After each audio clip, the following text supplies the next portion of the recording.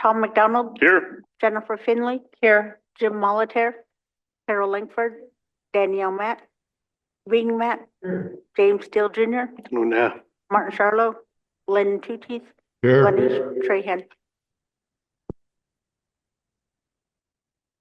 Lynn, can you give us a prayer this morning, please? Please.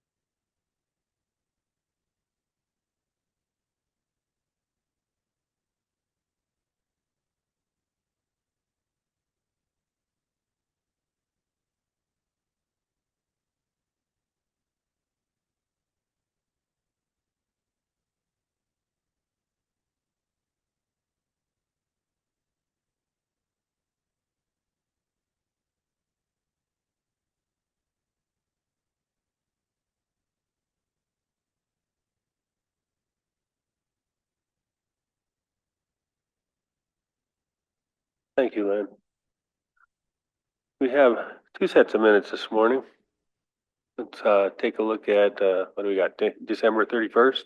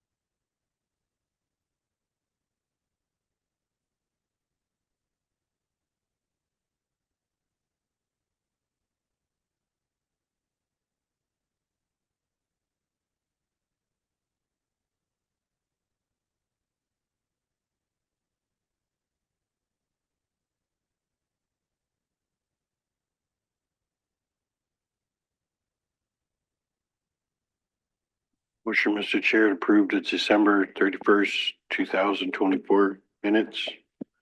Motion by James to approve the minutes from December 31st. Second by Tom. All in favor? Unanimous. We have minutes from January 3rd.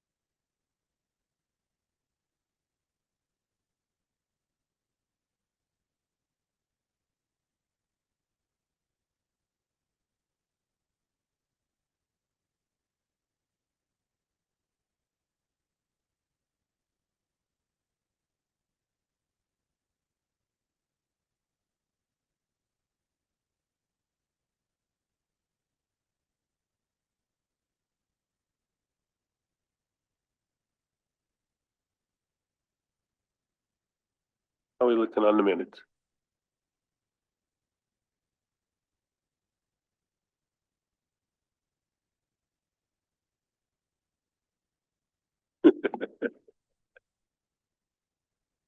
Motion by Glenn to approve the January 3rd minutes. Any additions? Second by Tom. All in favor? Unanimous. And we have an agenda. Any additions to the agenda? James? I have two things. Yeah. Actually three things then.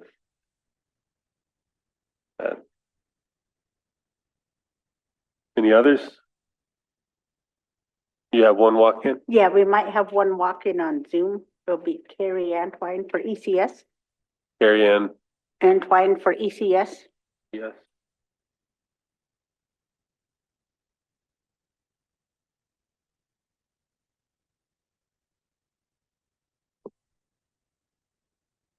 Motion approved agenda. Motion by James to approve the agenda with additions. Second by Tom. All in favor? Unanimous. Is, is Carrie Ann available?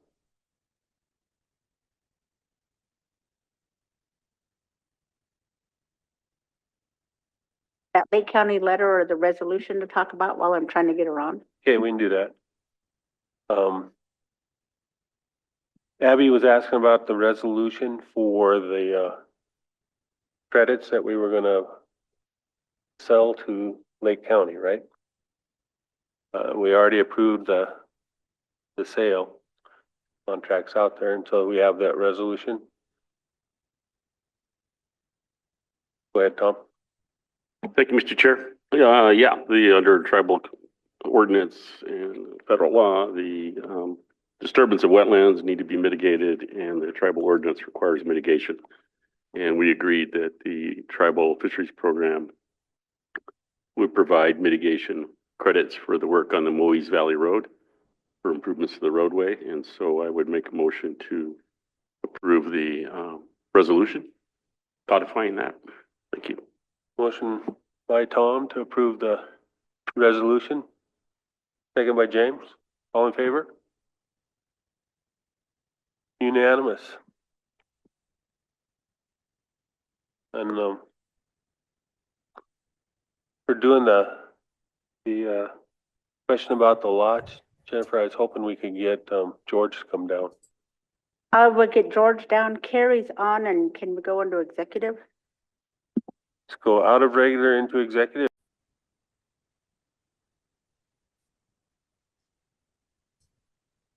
Carol?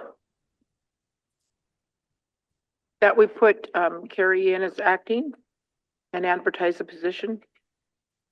Got a motion on the floor by Carol to put Carrie in as acting. Second by Len.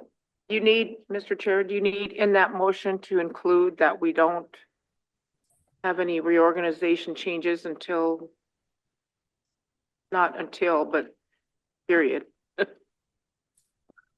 I don't think we need that in this Okay. motion. Just checking. We got a motion by Carol and a second by Len to install Carrie as acting at ECS. All in favor? Got 6-4. I am opposed. Not that I oppose you, Carrie, but I think it should go to Patricia first. But I definitely support you doing the job. Thank you. It passes. Thank you. you. Have a good day. You guys too. Thank you. What's your other motion?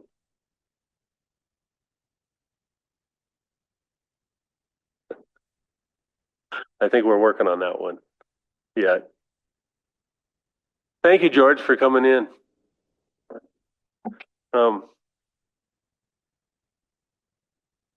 I think open. I don't know. Yeah. You gave an opinion on the lots here in Pablo where the skate park went in. And the county's asking for clarification on that, and they sent us back the documents, I guess, that were sent from lands to them. And, I'm just wondering what's our answer to the county?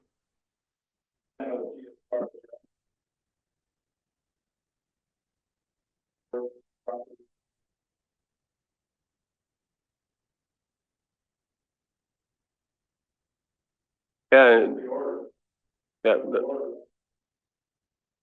that's the question I had, was just, is there anything else we can do?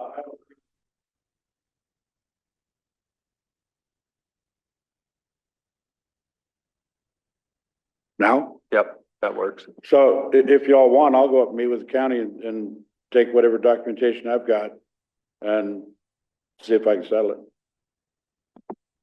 Well, I'll just read the letter that they sent, basically, George. Dear sirs, nearly 80% of the land area of the Confederate CSKT Reservation in western Montana is within the boundaries of Lake County, Montana. Recently, a controversy regarding the ownership of 3 lots identified as public reserve in the township of, or town site of Pablo, Montana, located within reservation boundaries, has presented itself. Documents provided by CSKT state that the titles to the public reserve lots are held in trust for the CSKT by the United States. The plat of the town site and county tract books indicate that the lots are public reserve and under the jurisdiction of Lake County.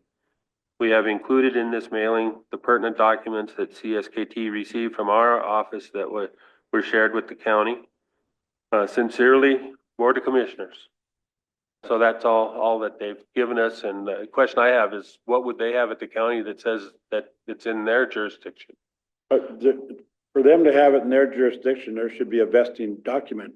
Yeah. We have a vesting document. That would be the order. Cool. Lynn, go ahead. Yeah, thank you for coming in, George, and clarifying that. I just feel that we have responded to them with the appropriate documents.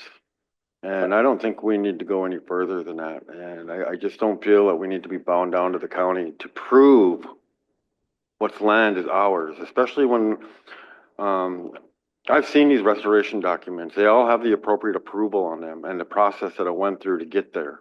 Yes. There were numerous public reserves that were transferred over to us, and the ones in Pablo, were included in that. So let the county, question it all they want. And, I just don't feel that we need to bow down to them. I mean, we told them that, and we informed them and we proved to them that those reserves belong to the tribe. And I think we just leave it at that. James. Yeah, thank you, Mr. Chair. I forwarded that to you, forwarded you the letter. Okay. Thank you. Tom? Thank you, Mr. Chair. George, do you know of any record that would indicate that the tribes approved the expansion of the school district into the public reserve, the baseball fields? You know, I don't have on those. Those weren't part of that transfer. Oh, okay. Do you have anything in record with the fire hall across the old highway there on that piece of public reserve? That's one of the 3 that were on that. It is. It's the western track. Yeah. Is there anything that codifies BIA or tribe's involvement in placement of that fire hall? The fact that it's listed as our ownership on a title status report and by that federal document, restoration. So we have no authorization of that fire hall being on tribal land? No, I don't think we have a lease with them at all. Okay. Maybe we should enter into one. Probably what we should rebut with. Hey, by the way, you're a trespasser. You need to get a lease from us, not vice versa. Yeah, exactly.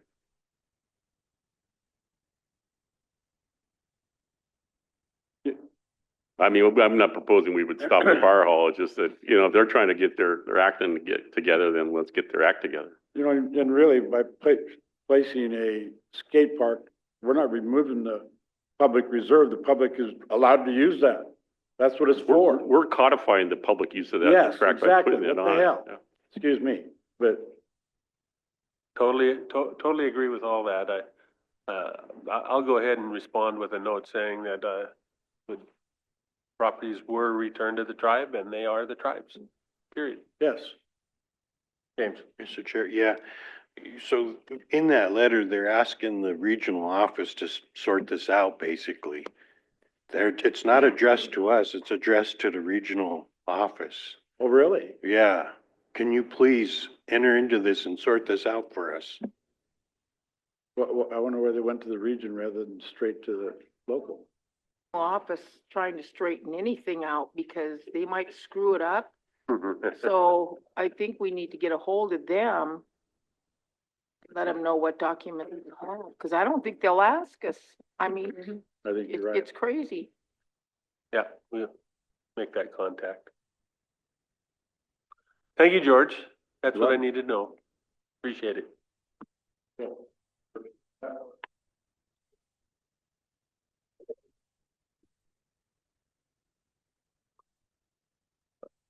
One other issue that's come up to me is that, with the stock water after the season situation, we as the tribe have 90 applications to do improvements on tribal parcels. That's worth well over $5 million. And there's only 4 million available to the public as well as us. What do we do?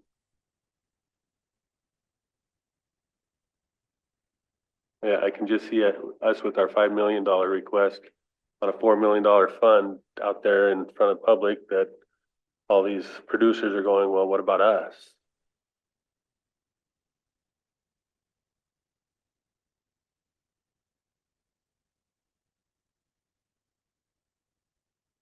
No matter what on our properties, we're gonna have to do the improvements, so. Go ahead, Lynn. Was the $4 million, grant funds or they compact funds? Those are out of the compact, I'm pretty sure. So it's compact funds, whatever, or the Okay. tribe, whatever. Okay.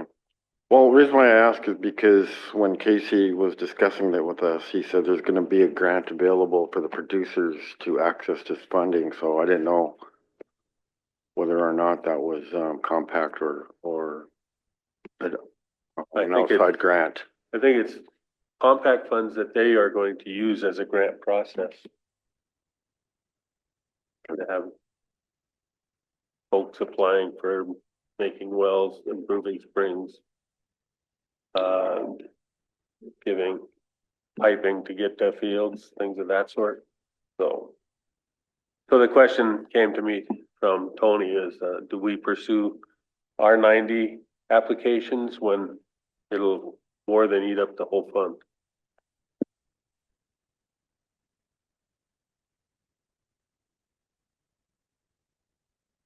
Bing, and then you talk. Go ahead, Bing.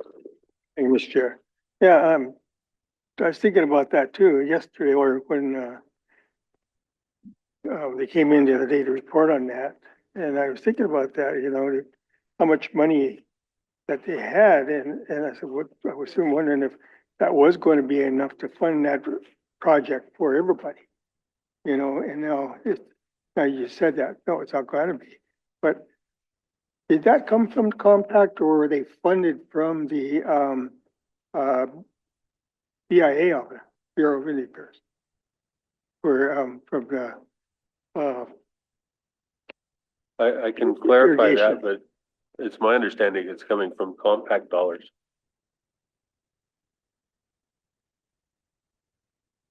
Go ahead, Tom. Yeah, thank you, Mr. Chair. That's my understanding. It's not like a BIA irrigation project funding. It's water compact funding that's available. I don't know if some of it comes out of the state contribution of the 50 million or whatever. But we've transferred the implementation of that over to DNRC because they do that kind of work. Not something that we necessarily do. So, my question would be, is it they didn't create any type of priority or weighted system for, Not that I know. is it just a raffle? Is it pull a name out of a hat? We'll have to clarify that though. Okay.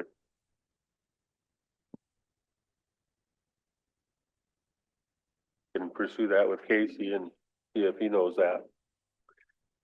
Yeah, I think, Mr. Chair, it would be wise if they have more applications than there is funding, that they need to develop the criteria for awarding the grant funding to any eligible recipient, but have some type of weighted scheme to be able to give priority to somehow deliver that funding up.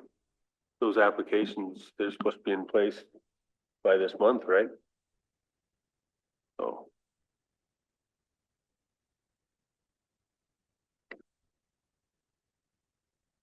I'll do a little more discovery on that.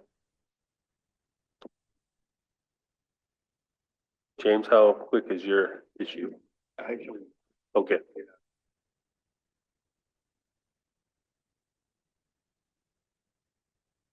Good morning, Miranda. You brought Ronan with you. Morning, Happy New Year.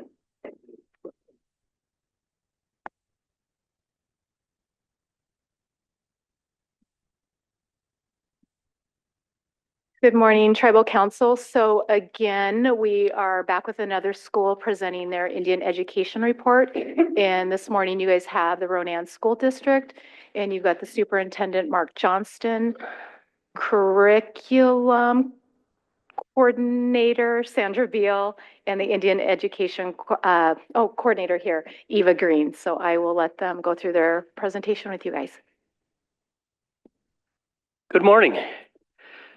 So I'd like to start out by saying, it's with a heavy heart that we're here today. Over the Christmas break, we lost 2 former students who had close ties with our current students and staff. And we also lost 2 parents who have students in our school district. That's not the way that you want to return from break. But, I think we're lucky we have some amazing people in place that hopefully can get us through this difficult time. Like Miranda said, I do have 2 people here with me today. Sandra Beal. Sandra is our curriculum coordinator on federal grants, and I think the biggest asset, one of the biggest assets of Sandra is she does a great job working with Michelle Mitchell and Tribal Ed in securing grants. We've been able to secure some big grants that really have helped our school district, and we've also helped the Tribal Ed secure grants by working in partners with them. And we're talking a substantial amount of money that we've been able to secure. So that's been awesome. And Eva Green, Eva's been our Indian Ed Director. I think we're one of the few schools in the Valley that actually has a designated Indian Ed Director. Not only does she do the overall of the Indian Ed, she is the IEFA representative for the high school, and then she also oversees, we have one at each one of our schools, other schools, an IEFA person. So that's awesome that we can keep that relationship going. I guess what I'm going to do is talk about some positives that I feel are going on, and then I'm going to talk a little bit about some challenges that our district has. So positives, through ESSER money, which was given to every school in the nation, and a safety grant, which was worth $500,000, we've been able to make some significant upgrades to our facilities. One of our biggest concerns is always safety. How do we keep our kids safe? Well, the one thing through the safety grant we were able to do is we put internal fobs on all of our classroom doors, which is an awesome deal. And we've also upgraded our cameras throughout the district, and we've also fixed the entrances, made our entrances at our elementaries more safe. That was huge. Just instead of allowing people in and out, there's actually a buzz-in system, and we've also integrated that into the middle school now. So we have a buzz-in system at the middle school. One of the other big upgrades is in fencing. Through the safety grant, we were actually able to put fencing around, and a lot of them, if you drive around our campuses, to me are huge. For example, if you look at 3rd Street, which is the one by the entrance of the event center, we've actually been able to fence that off. We used to have a ball go flying out into the street, and then kids would run out, and that's a busy road there. We were actually able to enclose that. Also, we'd have people walking through during school time through that area. It just allowed us to enclose that. Another big one for us was enclosing K. William Harvey. the backside of Kaywood Harvey. A couple of years ago, we actually had a police pursuit through our playground in the back there where somebody went from, I think it's Dickinson Street, down through our schools, and that can't happen. So we wanted to make sure we can make our kids safer, and through that grant, we were actually able to do that. We've also been able to replace all of our roofs, which if you've done any roofing or won some bids, they are very expensive. We've been able to do that through these grants, and we did a significant upgrade on our career center. To me, that's huge because not every kid is going to college. We have some plans that I'll talk about in a second that I think really are going to make a difference for our district and for the kids in this area. So the second thing I'd like to talk about is recently myself, Sandra, Frank Job, who's the middle school principal, and Kevin Kennelty presented to the Board of Public Education in Helena, it was via Zoom link, on a proposed charter school within our school. So in the last legislative session, they allowed school districts to apply to put a charter school to maybe find innovative ways in which you can attract maybe some students, retain some students. And with this,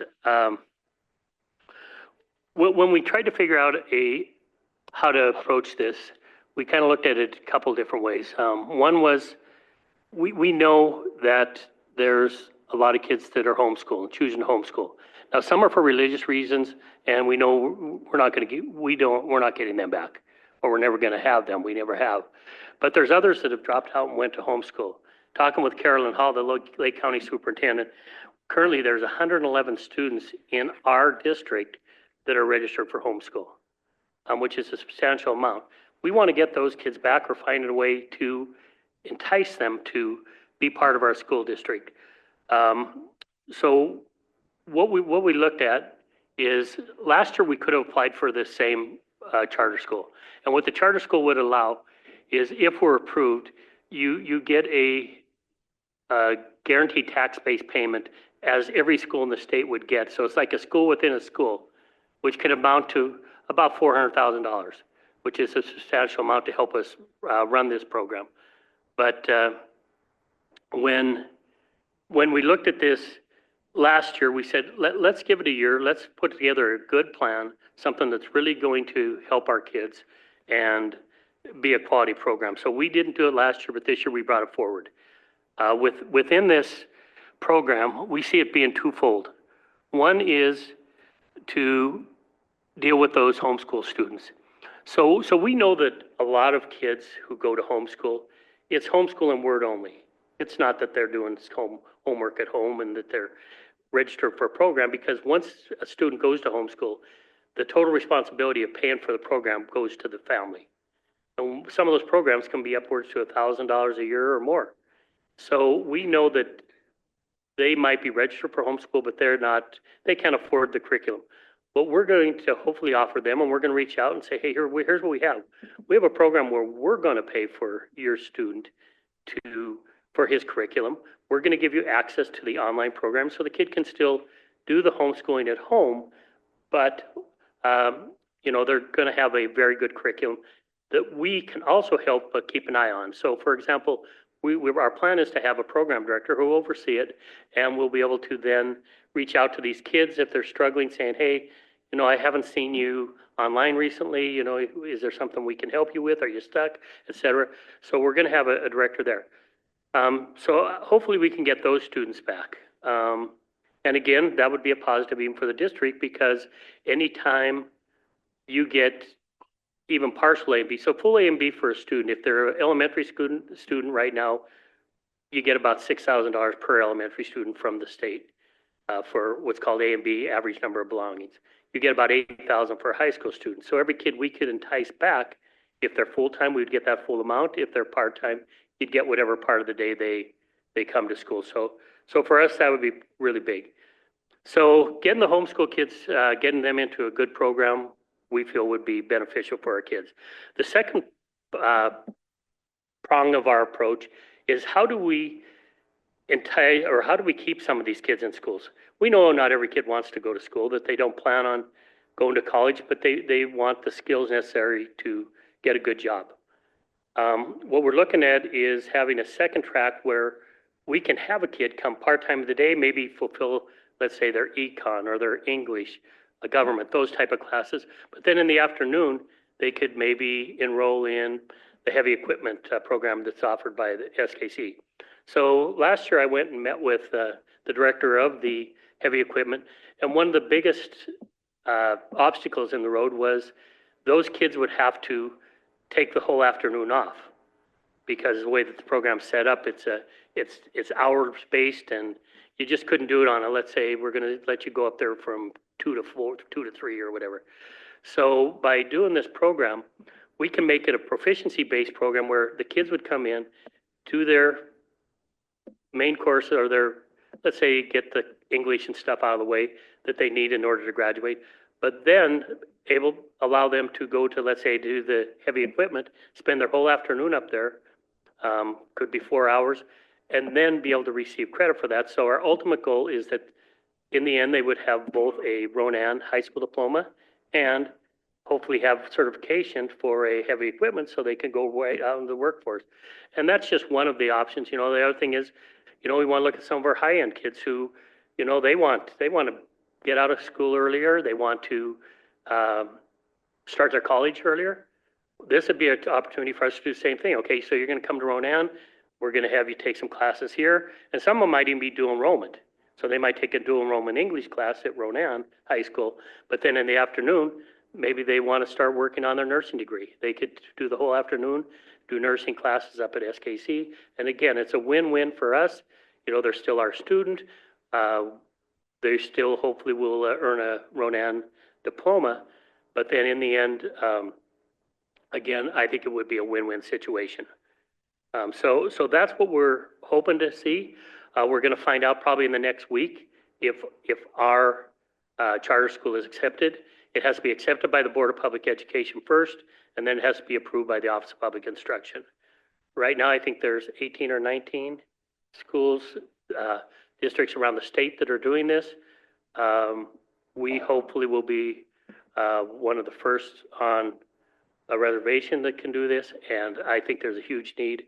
I think our presentation went well. We actually had one of the people who works at OPI, Angela McLean. I think she was the lieutenant governor a few years ago. Great lady. She actually went online and spoke on behalf of Ronan, saying how she really likes our work program that we have in place for our students and just a lot of things that we do. So I feel through our presentation, I think hopefully this charter school is going to be a go.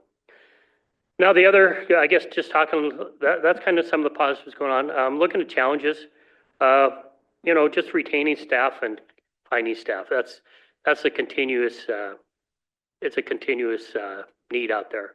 One thing that we did in our district is through our ESSER money, we built 2 duplexes, which equates to 4 teacher houses. We have 2 of them filled right now. 2 are finishing up. We don't see any reason why we're not going to fill those. But it's a great incentive that we can, you know, help subsidize the rent for these people, because a lot of times that's one of the biggest challenges. Hey, do you want to come to Ronan to teach? Yeah, absolutely. Then they come up here and they go to try to find a place to rent. You know, we pay probably we're in the top 5 in the state of Montana. We pay a starting teacher $43,000. But when you start looking at $43,000 and divide it by 12 months and start looking at what that actually is, and then all of a sudden rent's $1,500, it doesn't work out really well.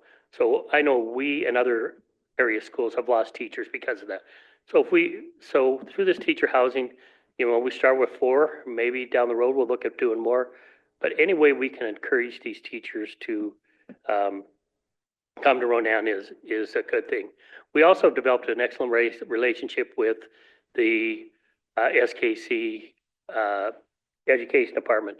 One thing that we've always tried to do in Ronan is keep spots available for those SKC students.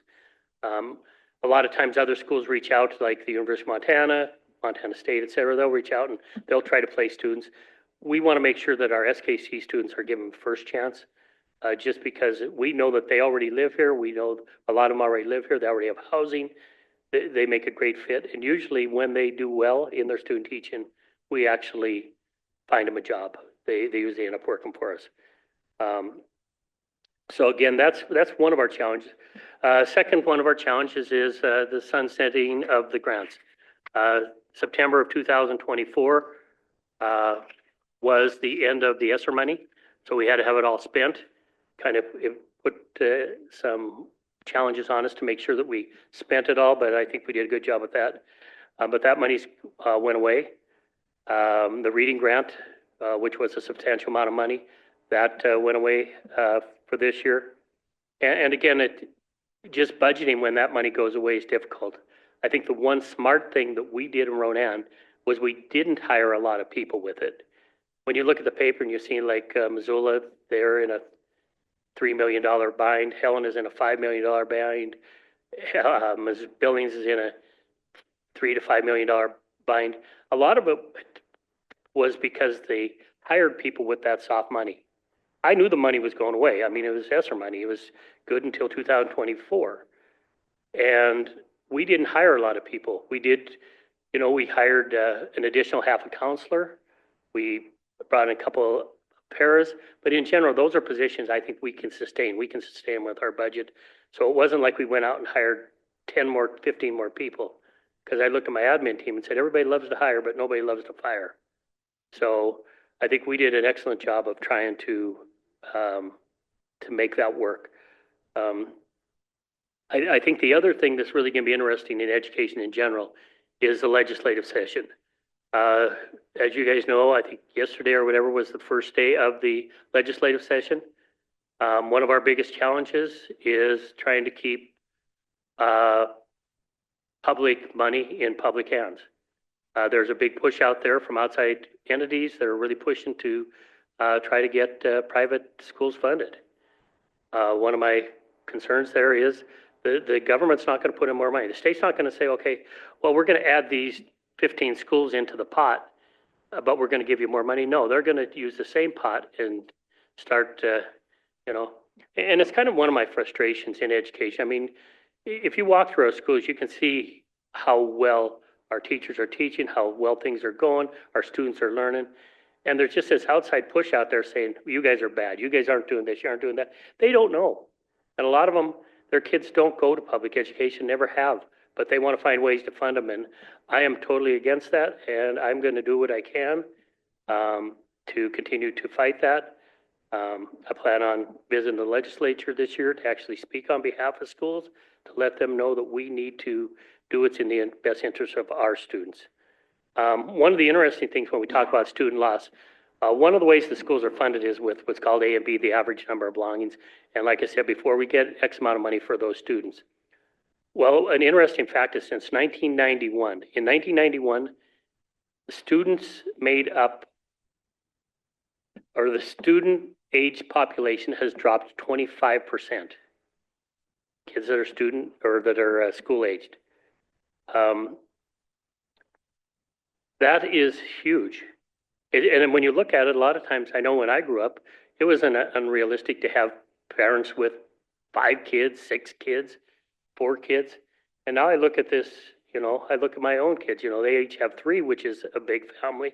And a lot are going with 2 and 1. So we're just seeing a substantial loss.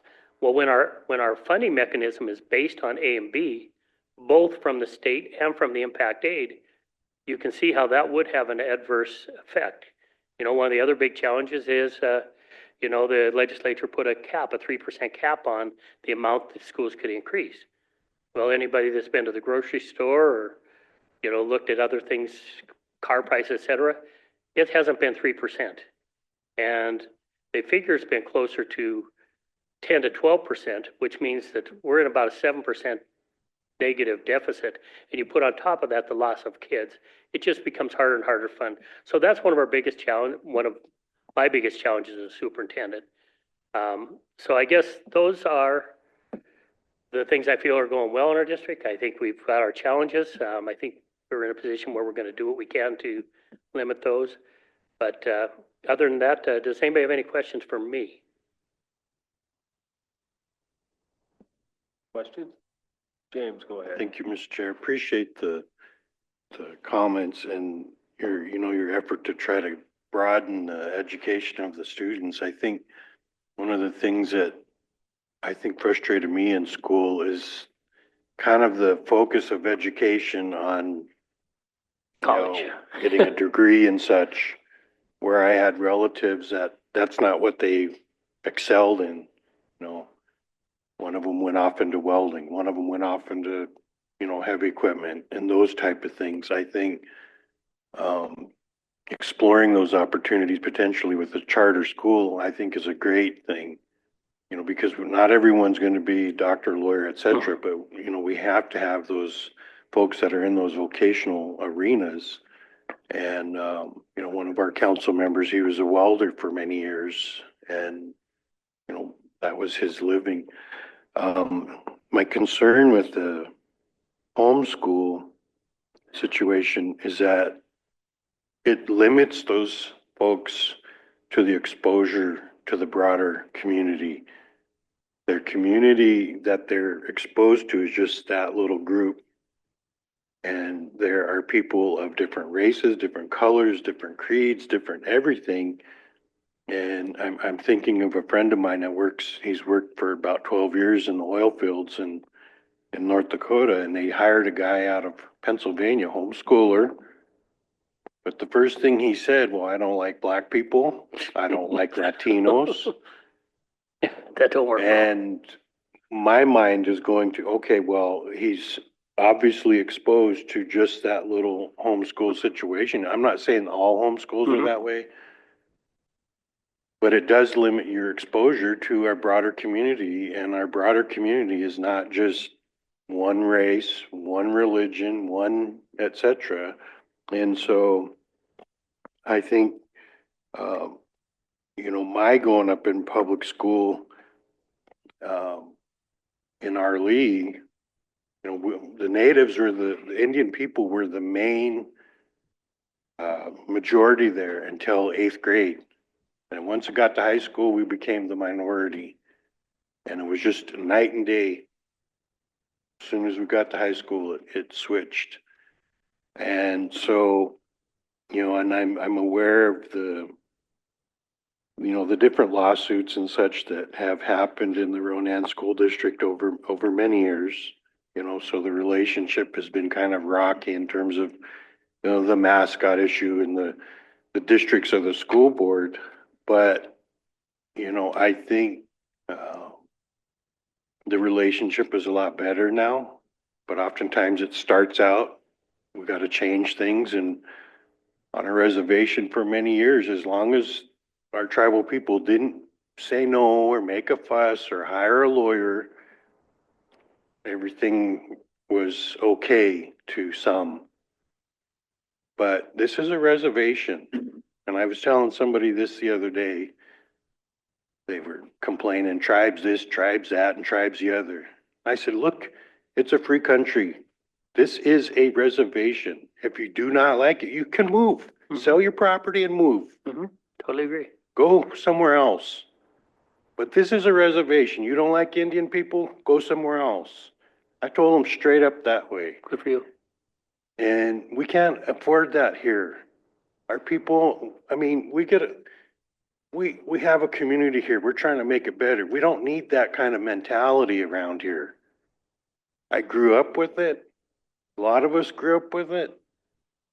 This is a reservation. We're doing our best to save and protect our mountains for benefit of us and everybody else, but importantly for our young people. Provide them a safe place, provide them a safe place to go to school and have fun at recess and all of that, not with having somebody chasing somebody down coming through the deal. But I appreciate your consideration and thinking of the vocational areas, and because that's important. And I really think giving those students an opportunity to explore that part of vocation is important. The vocational things that we have in the community, truck driving, et cetera. And the other thing, my other soapbox is I'm hoping with the change in administration at OPI that that you all have, number one, my soapbox is this. Why did the majority of people vote that person in for 8 years? I don't get it. She was an absolute embarrassment. She was. She was an absolute idiot. And the only thing she did was be a big hindrance to what you all are trying to do on the ground. Totally agree. I asked every single administrator that came in here last year, how's the relationship been? Not one person said, oh, great, it's fine, it's wonderful. No, everybody said it's terrible. So I'm hoping this new person will make things better for you all. And because you all have a tough enough job, let alone to figure out the bureaucracy and the craziness that they do in Helena with OPI. So anyway, I went off on a tangent. Oh, It you're was fine. my cup of coffee. So thank you. So James, I appreciate your comments. You know, I have a younger brother who actually works for the mine in Butte. And I think he makes more money than I do. And he doesn't have any of the student debt that I had. So, I mean, it's a perfect example, I mean, of somebody who went to work early, worked his butt off, and now he's one of the 8 bosses at the mine. And he's done that through hard work, and he didn't need a college degree to do that. And I do agree with the challenges. You know, one of the things when we talked about this homeschool, one of our goals is to take those kids and start building relationships with them to say, school's not a bad place. Maybe your kid wants to come in for choir one. If we could get them into choir and get them around other kids, all of a sudden it's like, you know, hey, there's some nice kids here. And then we get them integrated. So it's like give them a little carrot and try to entice them. We know there's some people that definitely won't come back. And that's not who we're targeting. We're trying to say, okay, you know, we have an avenue to help your kid be successful. We're going to pay for it. We're going to do this. We're going to have people in place. You know, when we structured it, we're going to have a project, let's say, director, and then under him, there's going to be some paras type of people who are going to help work with the kids who need that extra help. They're going to have access to our counseling if necessary. I mean, we're like, you know, we know that maybe you don't want to be in school all day and it's not a good fit for you, but hopefully we can find some way to say, you know, you can be part of this school and you can earn a Ronan diploma when you're done. So hopefully we can do that.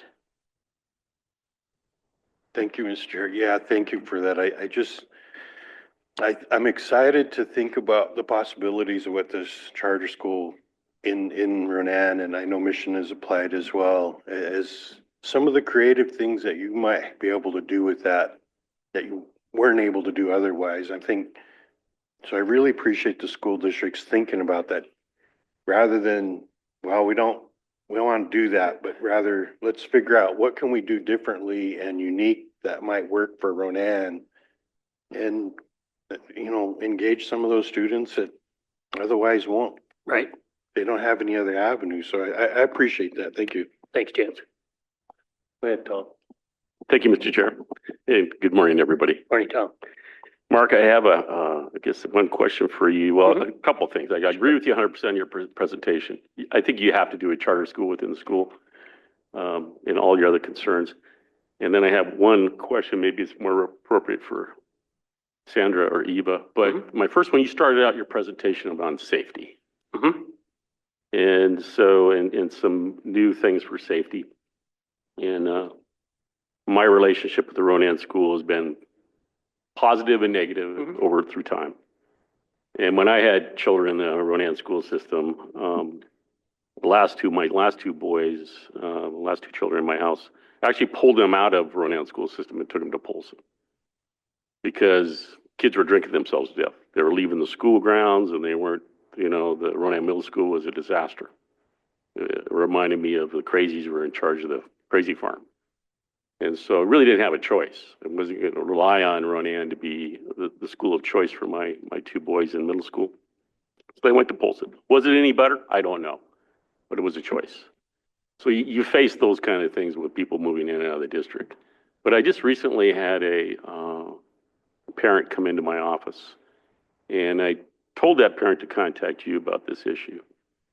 But in the Ronan school system, Their child got into a situation where the teacher kicked them out of their classroom, and the child went outside of the school and just went to find his home, which is in Pablo, and went on a cross-country trek in his gym shoes, his shorts, and a T-shirt in a blizzard. Now, I don't know what your safety grant does to fix that kind of problem, but that's totally unacceptable for anybody. And I would expect that there was a response, an appropriate response to that. Lack of following, I'm assuming there's a policy that would have prohibited that from happening.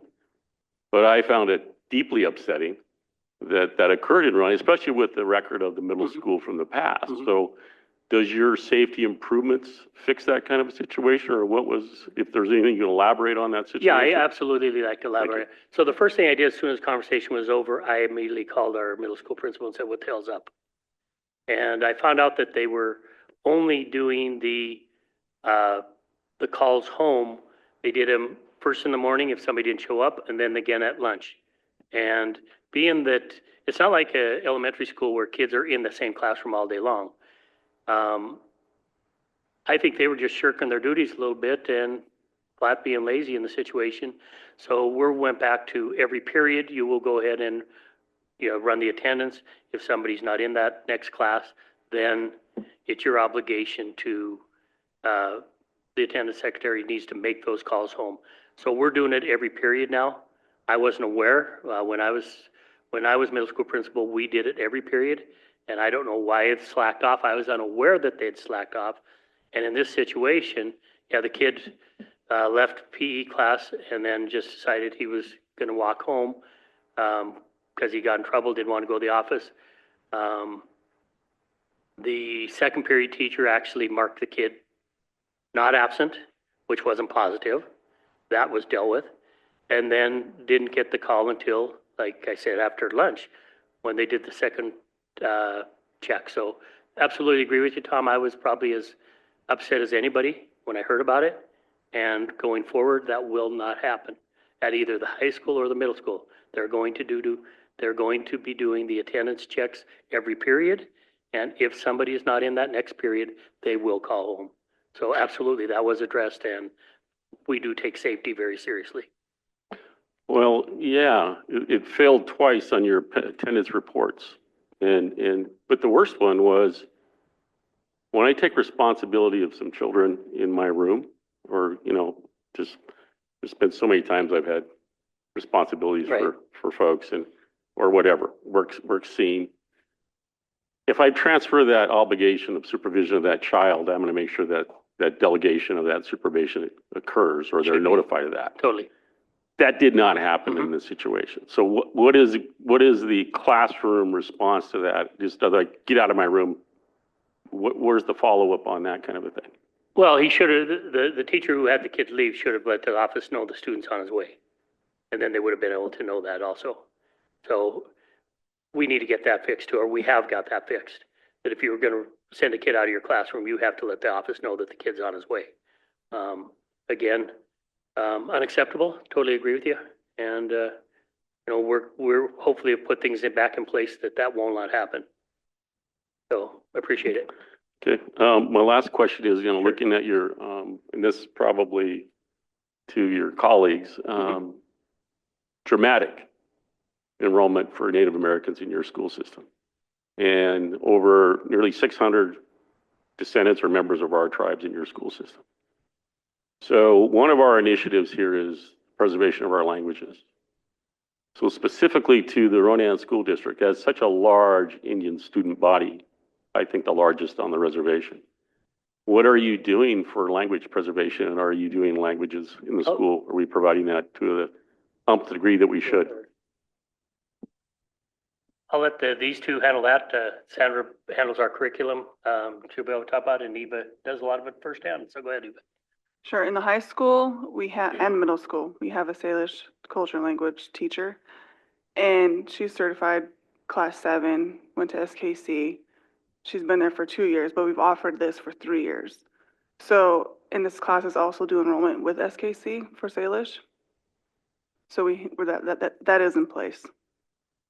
And it's not just language. We have knowledge keepers come in weekly to be with our kids. And it's probably offers about 100 middle school students and probably the same for high school. There's a advanced and there's a beginning. And they teach the same curriculum as what's taught at SKC. It took some time, but we got it.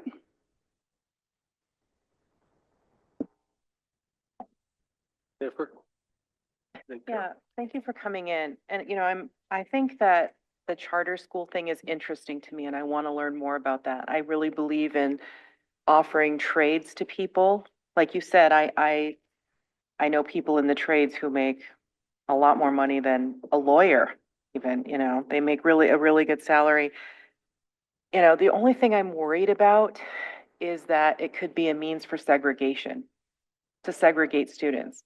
Because in high school, a lot of times the trades are thought of as something less than. You know, and my kids are not very old. My kids are 18, 21, and 23. And when my 23-year-old daughter was in grade school, she applied for an elite high school in New Hampshire. And this wasn't at Ronan, this was in Missoula. And the guidance counselor didn't send my daughter's transcripts to the high school in New Hampshire because she said, oh, I didn't send them because kids like you don't go to schools like that. And so, you know, we want to think that racism is something that's in the past and it is alive and well here. And my fear is that if there's a Native student who says, well, I want to go to this, I want to go to college, there might be a teacher who says, well, kids like you don't go to college. I think you should do this instead. And that is one of my fears about a program like this. I believe in the trades. I think they're valuable. I think they should be offered. But I'm worried that kids are going to be, it's just going to be a way to segregate students is what I'm worried about. I just want to say that. Okay. And with go ahead. homeschool students, you know, my son, my oldest son was a homeschool student. I had two sons who went to Ronan and both of their experiences were terrible. And, you know, both of my sons are tribal members and I took my 15-year-old son out of Ronan to homeschool him because it was so unwelcoming in Ronan. And so here's an example, I think of racism for me. And my kids come from a home where both of their parents have master's degrees in professional jobs. And I'm a former teacher. So I went into my son's parent teacher conference and a white family was coming out of the classroom. This happened in several classrooms. A white family was coming out. The teachers were like, oh, patting him on the back, smiling, laughing. They saw us, Indians, and they're like, oh. And it was so unwelcoming and so unfriendly. And also, I you know, I think those things need to be addressed with your teachers too. If you're losing students to homeschooling, my son was a homeschool student. My other son went to Two Eagle River School, had a really great experience. And my son who left high school at 15 is 21 and he's getting his master's degree in May. Super smart kid, was treated terribly in Ronan because he was an Indian. And I've just met so many other parents who had experiences like that. And my relatives said the same thing. They stopped going to parent teacher conferences because they said the same thing. They would show up at a classroom and the teachers were just, it's you. And it was very unfriendly, very unwelcoming.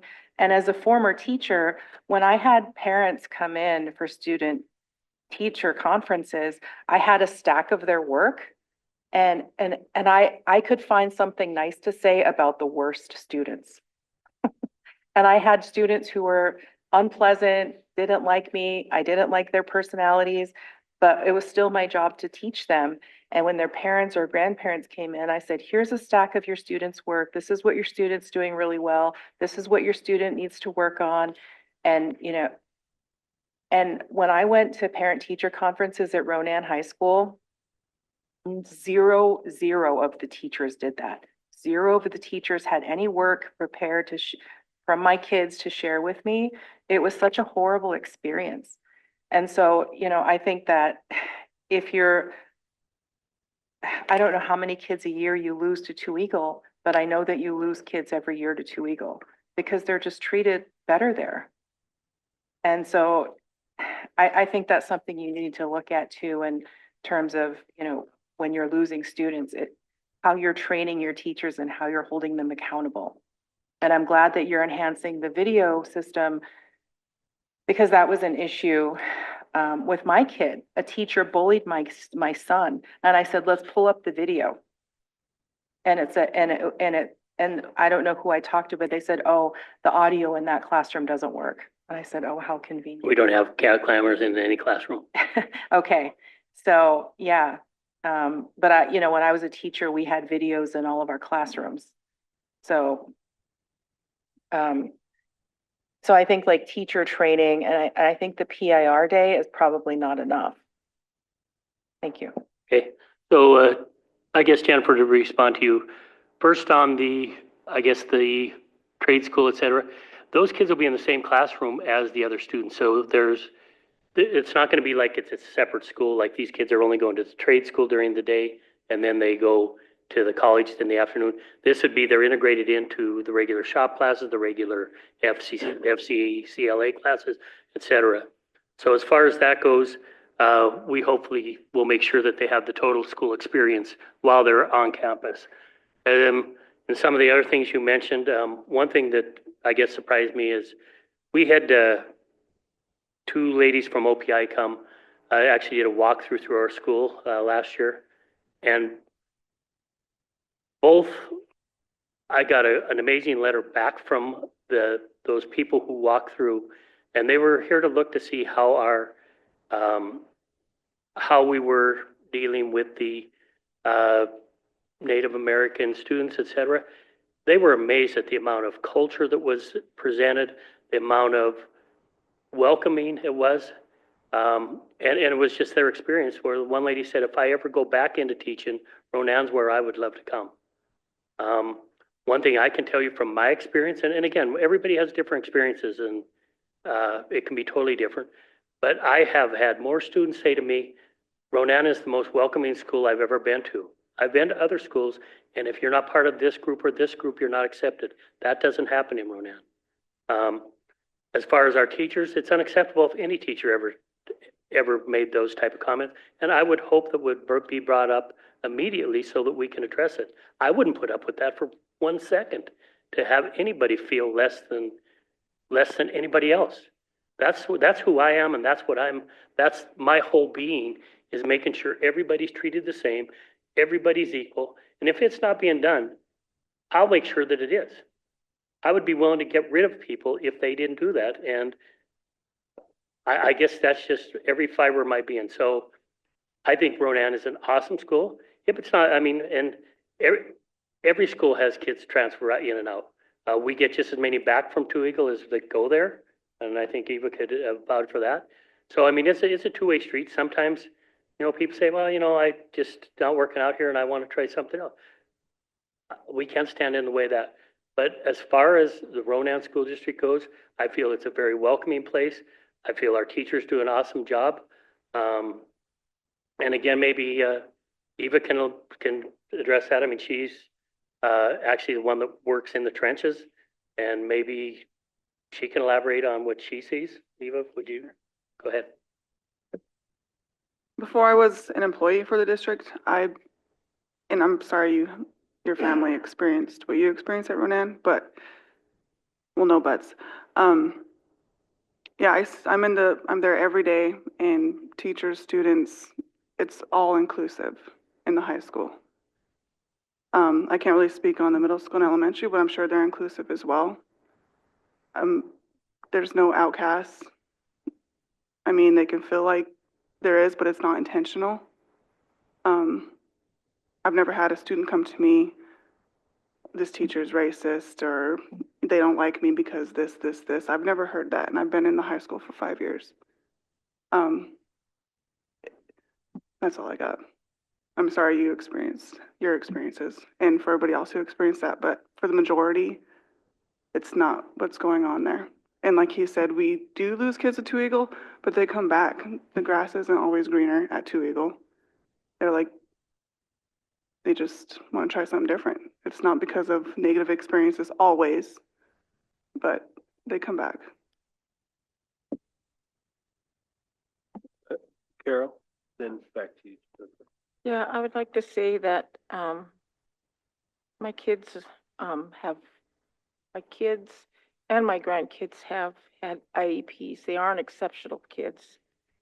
And they have struggled through school, and I tell you, I couldn't think of a better school to send them to.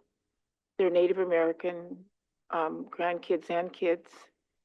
And the work that the school put into these kids to help them to achieve where they are today. Of course, some of them struggle, my kids do, but they have done well, and I feel very fortunate that they were there. As a parent, if anything like that happened to me, you know me, I would be in there.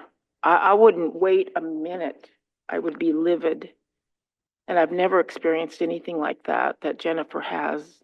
But like I said, my kids aren't exceptional. I would like to say they are exceptional in a lot of different ways, but very good kids and work hard at what they're doing and don't expect to be given things. And I'm not saying Jennifer's kids are either, but anyway. And then I wanted to mention something about class 7. I know we had a person in there that had worked towards class 7 and she never was able to achieve it. And it wasn't the school's fault.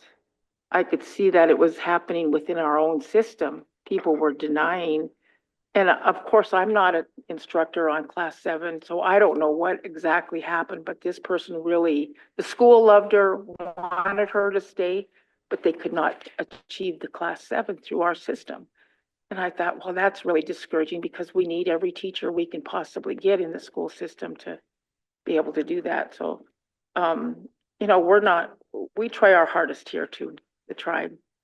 And sometimes we don't always, achieve what we need to, but certainly, it's a balance and we work together on things. And I appreciate you guys and Miranda getting you here every year to talk about these kind of things because it's important to make sure that we identify them. But certainly my hats are off to the school and to the faculty and staff and everybody that works there because I know you try hard and especially even Gwen, I know, I remember when Gwen, not even a tribal member, but married to a tribal member and they were gonna kick her out. I tell you, all those kids stood up.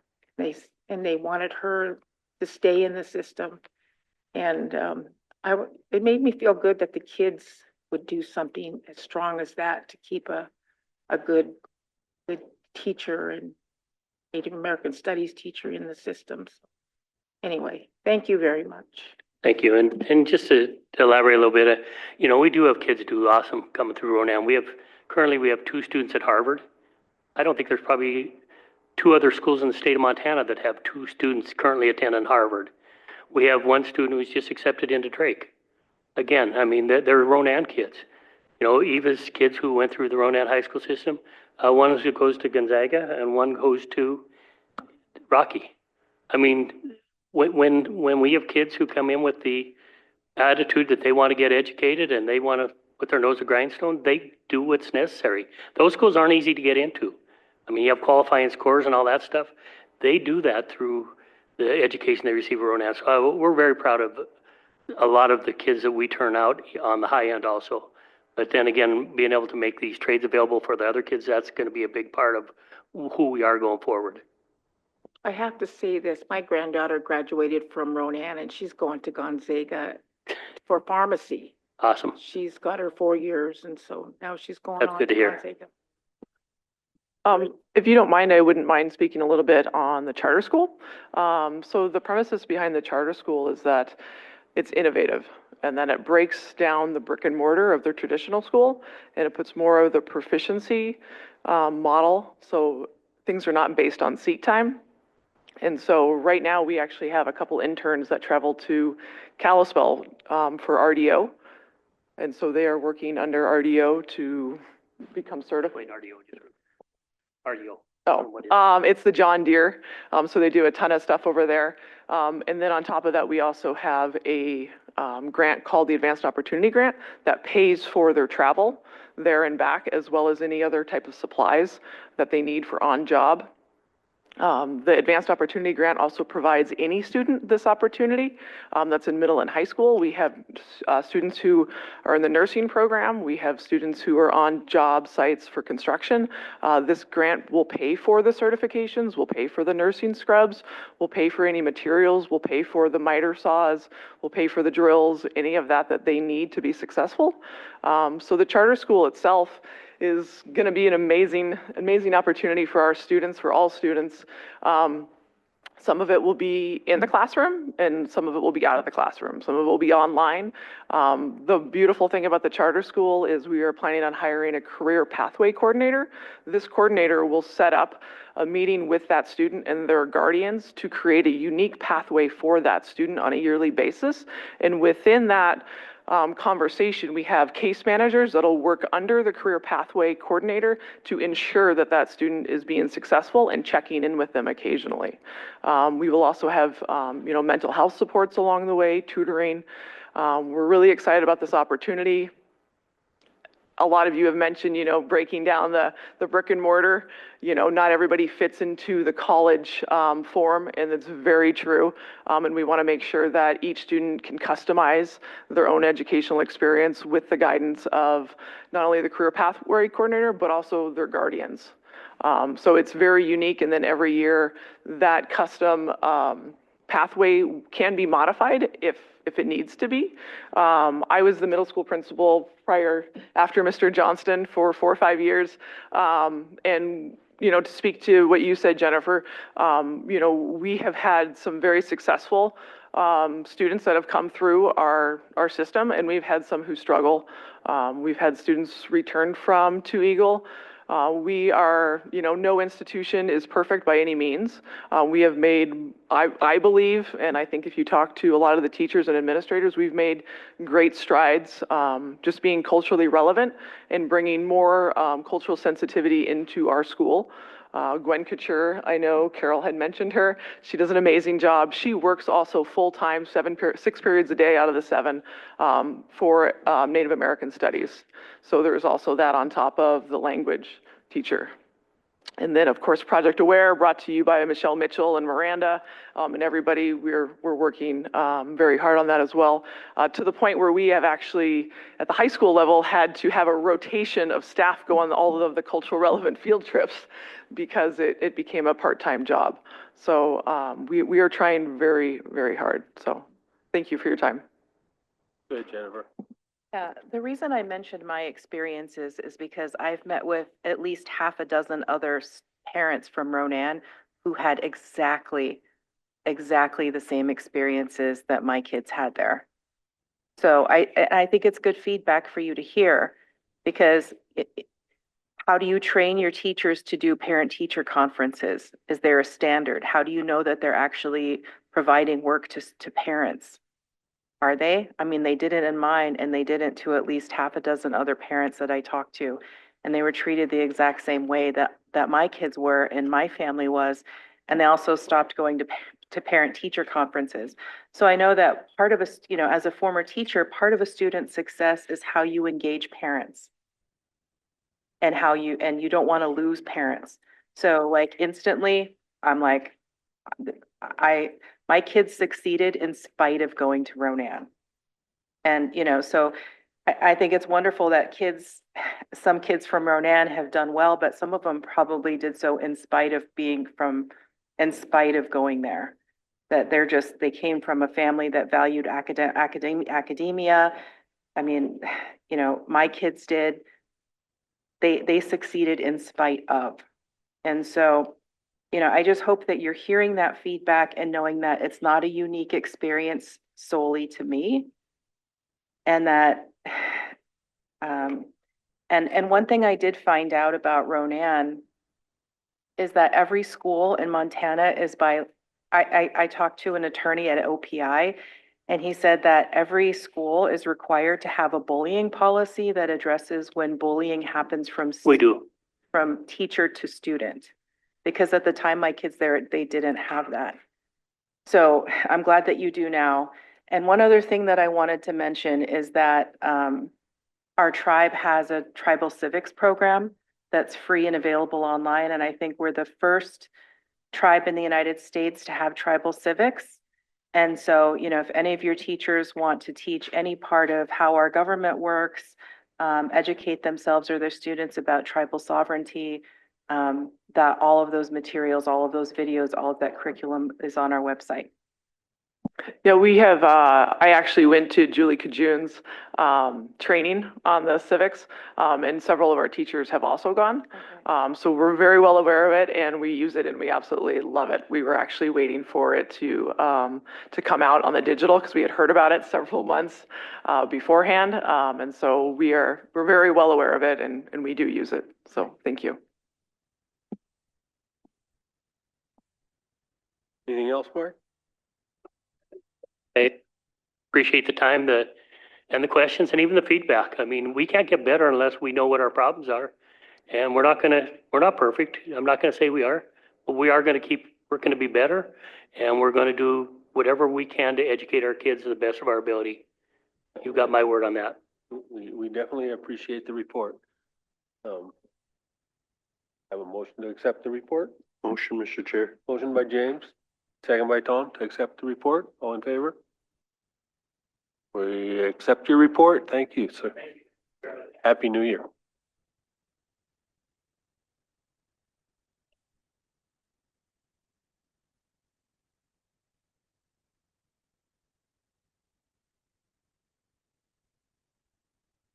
We'll take 2 minutes. Then Casey's up. Casey and Seth.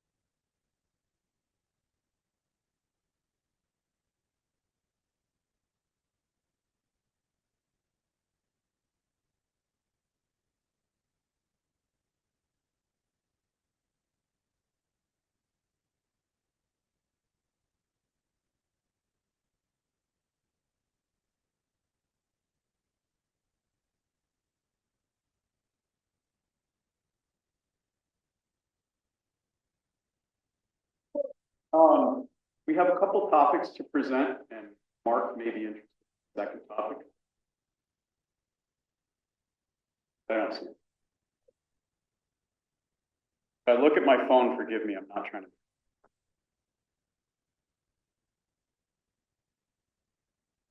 Well, I think we're here and ready.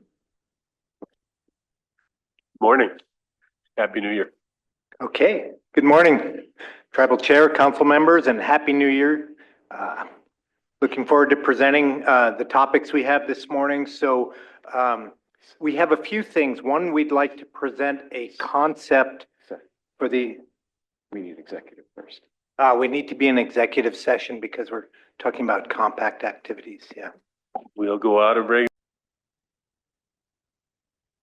We have a transboundary money grant to consider, a resolution for transboundary mining pollution money. Go ahead, Dom. Thank you, Mr. Chair. I would make the motion to approve the submittal for the EPA grant for support of our transboundary water pollution mining issue with Canada to the grant to EPA. Motion by Tom. Second by Lynn. All in favor? You're unanimous. Well, thank you, and I don't want to keep you guys any longer, so, but Thanks, just let me Lana. know. Okay, thank you, and I'll let Dan know too. He should be back this afternoon, so if I'm not here, he will be. Huh? Yolanda.page. We will break Thank you. until 1 o'clock.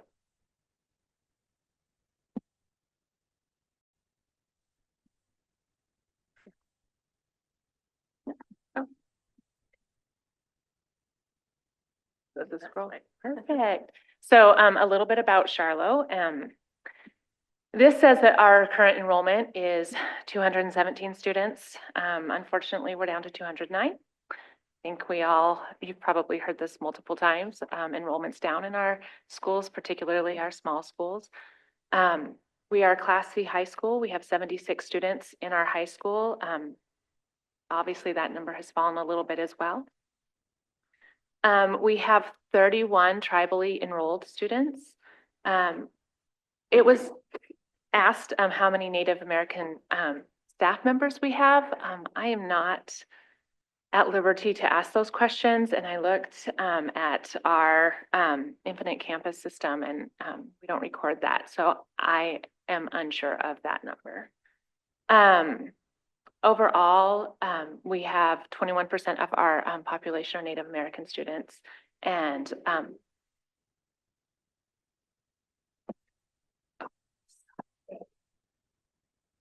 if you ask my students, they'll disagree. And 93.5% are enrolled in sorry, I'm a little nervous, CSKT. And then just looking at our assessment data, we're looking at our ACT scores, and Charlo's average fell drastically this year. Charlo is a small school, so each class, we don't have multiple classes to combine those class averages.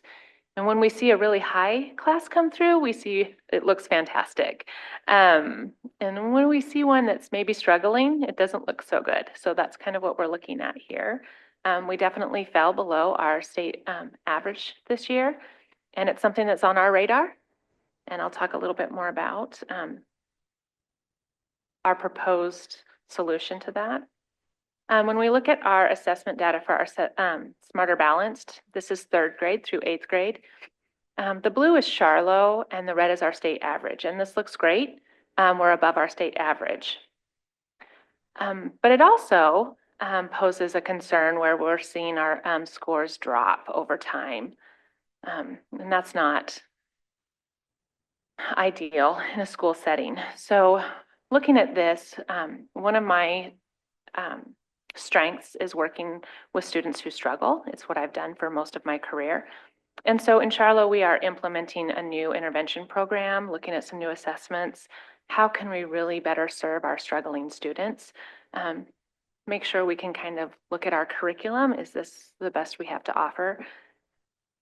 And see if we can turn this around. That's our main goals, to help every student achieve success.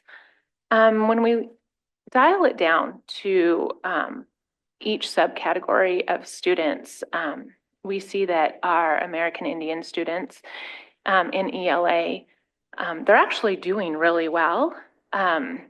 I think that they beat out most of our other subcategories except for females. Go ladies. And then in math, there isn't a score at the end for last year. I'm not sure why, and I couldn't get an answer for that. Sometimes in small schools, if you don't have a high enough population, it won't record. It could be that we had a 0%. Again, that's another huge concern. We have students struggling and we need to meet their needs in every area. But when we see that our American Indian population is struggling in math, we need to do something different. So we're working on that. Our participation for our Native American students, last year they were at a 50% graduation rate. Again, that's concerning. My hope would be as we can implement programs to support our struggling students, we'll see our graduation rate as a whole increase. About 25% of our special ed students are Native American. About 20% of our college prep courses are being taken by Native American students. And so when I look at this and I think 21% of our population are Native students, then how is that comparing with the rest? I think college prep courses is very representative, and I think that's exciting. Extracurricular activities, 24% athletics. Again, that's more than what our average population would be, so that's exciting. Same with our BPA. In the other areas, there's room for improvement. So really making sure our students are getting involved in the things that they choose to get involved in, I think would be ideal. And then I just provided a list of all of the different Indian Education for All activities that our district is participating in. I've seen a lot of great things, and there's some things that aren't listed on here. I know our first graders got to make bread with a Native American leader in our school, and that was really exciting. One of our students is very active in Indian education, and she's brought in some speakers, and then of course working with the Indian Ed Committee. We're working on some things to try to get some more people in. So in all of the schools I've worked in Montana, I would say Charlotte does a much better job of including Indian Ed in our classrooms. I just see a ton of it, and I think that's really important. And then I just included one of the fun days that we had, learning how to play Native American games and sharing that culture with all of our students. They loved it, so I just threw in a couple of pictures. And then I think that's everything I have. So if you have any questions. Question? Go ahead, Tom. Yeah, thank you, Mr. Chair. Are there, do you have any data on your Native American students that have their own individual education plan? Was it 25? Yeah, 25% of our special ed students are Native American. So that's what that is? Uh-huh, yeah. Okay. In your, it's great to meet you. Thank you. So, I mean, I don't need to remind you that you're located in the heart of the reservation here. And obviously the majority of your Native students are members of our tribe. Mm-hmm. So one of our initiatives is to make sure that our tribal members have the opportunity to learn their languages. And that's one of those things that help retain students, help empower students, sense of place, et cetera, et cetera. What are you doing in relationship to that in your school district? Well, to be perfectly honest, our language program is what we have available to us is through Montana Digital Academy. And so at this time, we aren't offering native language courses for students. We don't have anyone on staff, unfortunately, to teach any language. So I guess the honest answer to your question is we are not providing that at this time.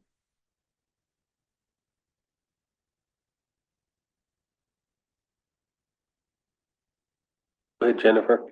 Yeah, I just wanted to let you know that our tribe has a tribal civics curriculum. And so if you want to learn about tribal sovereignty, laws on the reservation, our tribal government, the water compact, there's a unit on the water compact. I can't remember how many videos are there, but there's a series of videos and corresponding curriculum put out by the tribal ed department. And I think we're the first tribe in the United States to have a tribal civics program. And all of those materials are on our website through the tribal ed web link, right, Miranda? I should know if it's up there and I don't, but I was going to check it after this morning's meeting and I forgot, but I'll okay. double check that. So I think it's on the tribal ed, if you go to CSKT tribal ed, all of those videos are there, all of that curriculum is there for anyone to use. It's free, all the videos, all the curriculum designed by a tribal member, put out by CSKT. So it's really, I think, it's innovative, it's wonderful. And so I just hope that, you know, anybody who wants to teach anything about CSKT can use that as a resource. That's great. Thank you. Oh, great. Go ahead, James. Thank you, Mr. Chair. Yeah, just a question. I'm looking at your website and talks about the board agenda. Board agendas are, excuse me, posted on the bulletin board of Charlotte High School, at the Charlotte Post Office, and at the Dixon Post Office. I was wondering if you could just put it here on the website as well. Just a thought, you know, not everybody, every bulletin board I walk past, I don't even look at it. It's got all kinds of stuff on it and never look at it probably. But I do know some of the folks, you know, probably are looking at the website. I look at the website. Any school that comes in, I'm looking at their website and see what I could see and find. And I looked for your minutes, but they look like they're almost in an audio form. And I don't want to hit the button because it'll start talking at me. But do you have like copies of the minutes you could put on the website? I know Mission School District has them on there, so that might be something to consider doing. You know, at least, I don't know, I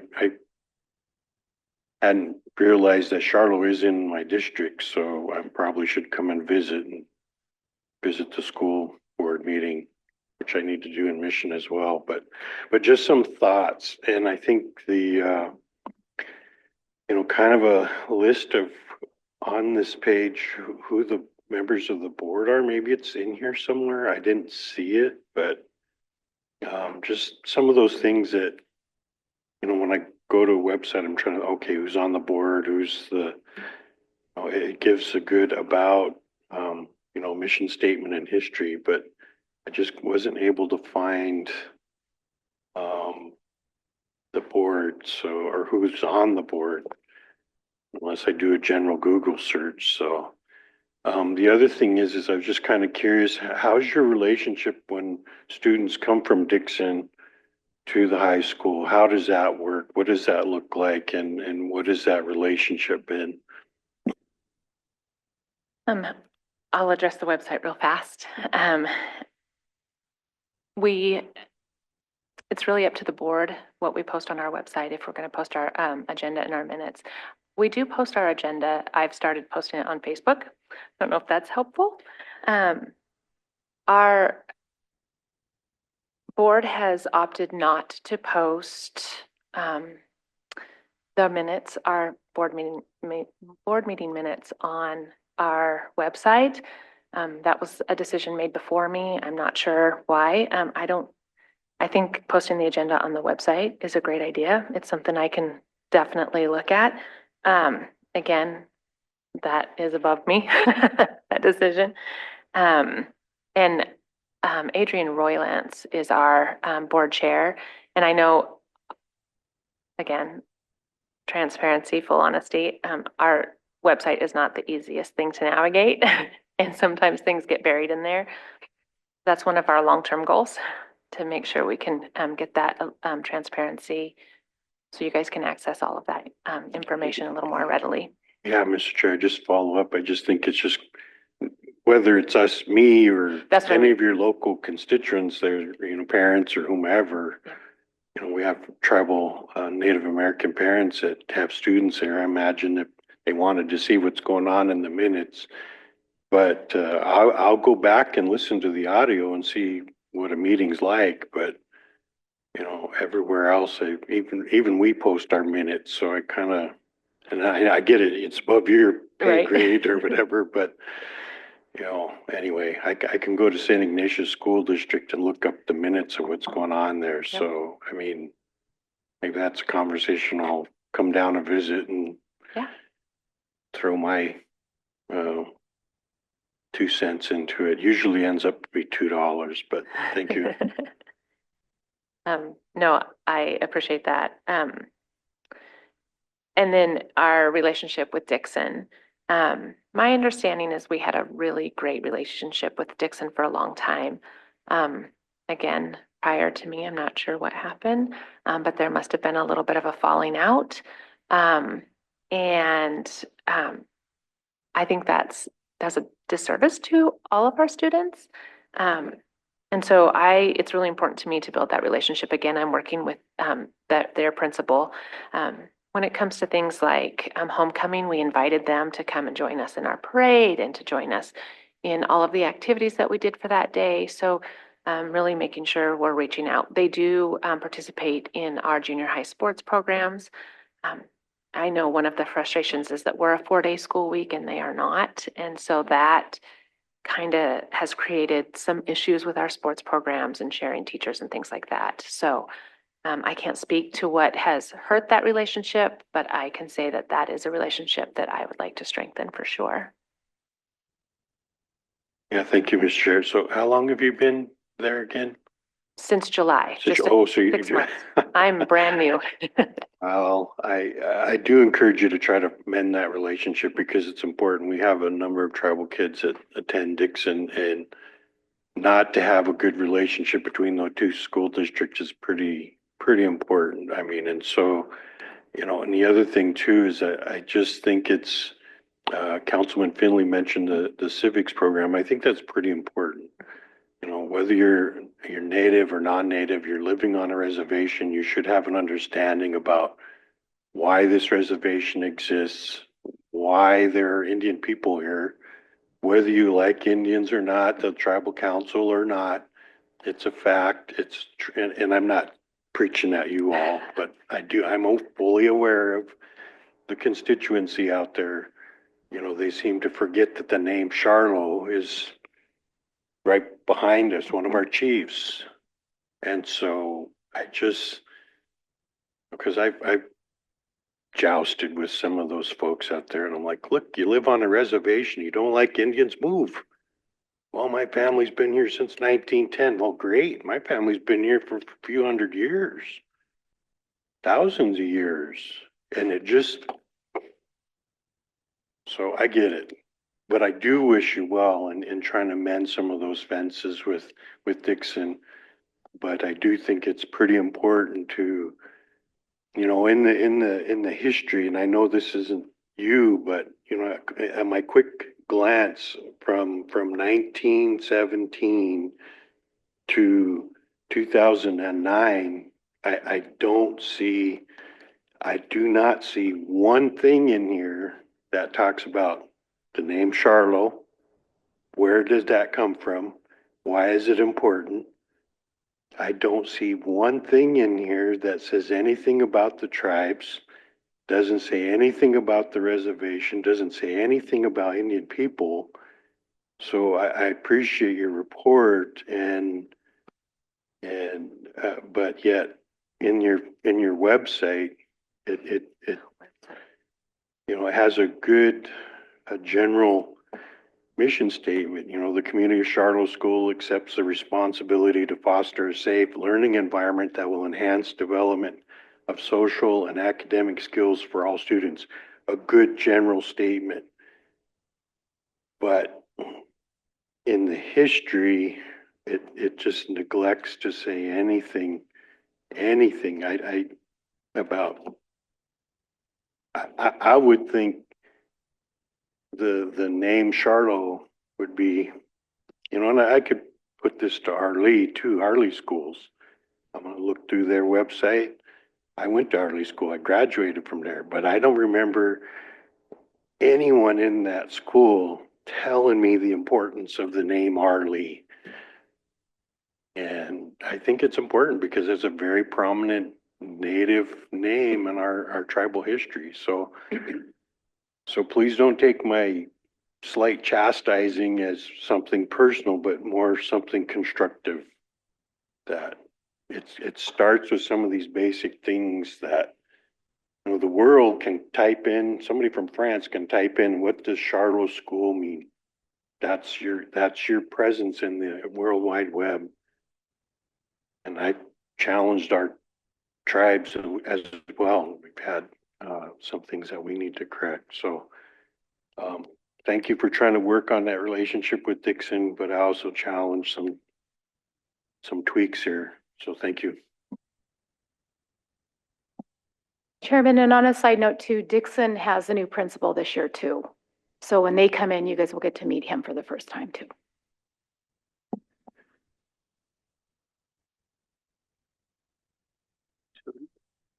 Any other questions for Ms. Weems? Go ahead, Carol. I just want to welcome you and say you have a real soft voice, but yeah, good report, and just look forward to seeing you in the future. Thank you. Thank you. Anything else? I didn't. I just thought maybe I should introduce myself since I'm up here with you guys.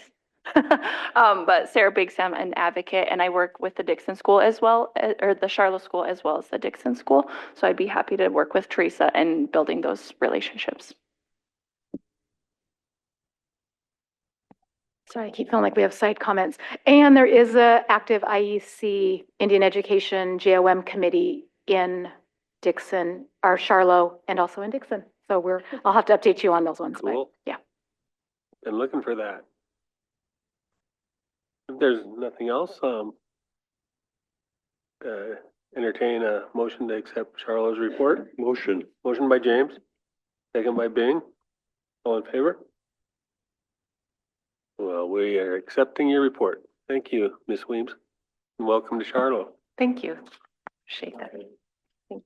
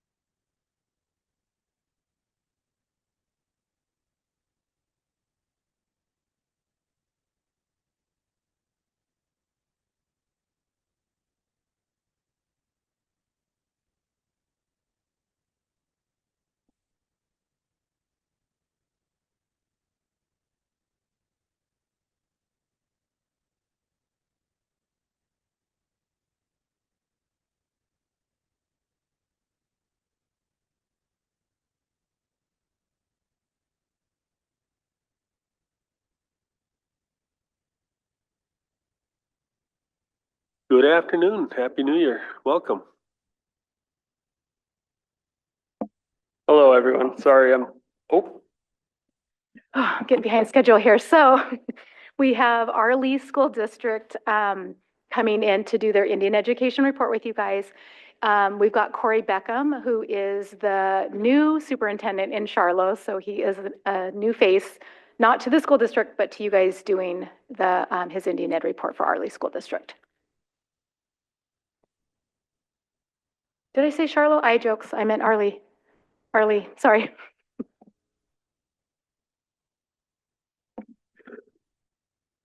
How do I, sorry.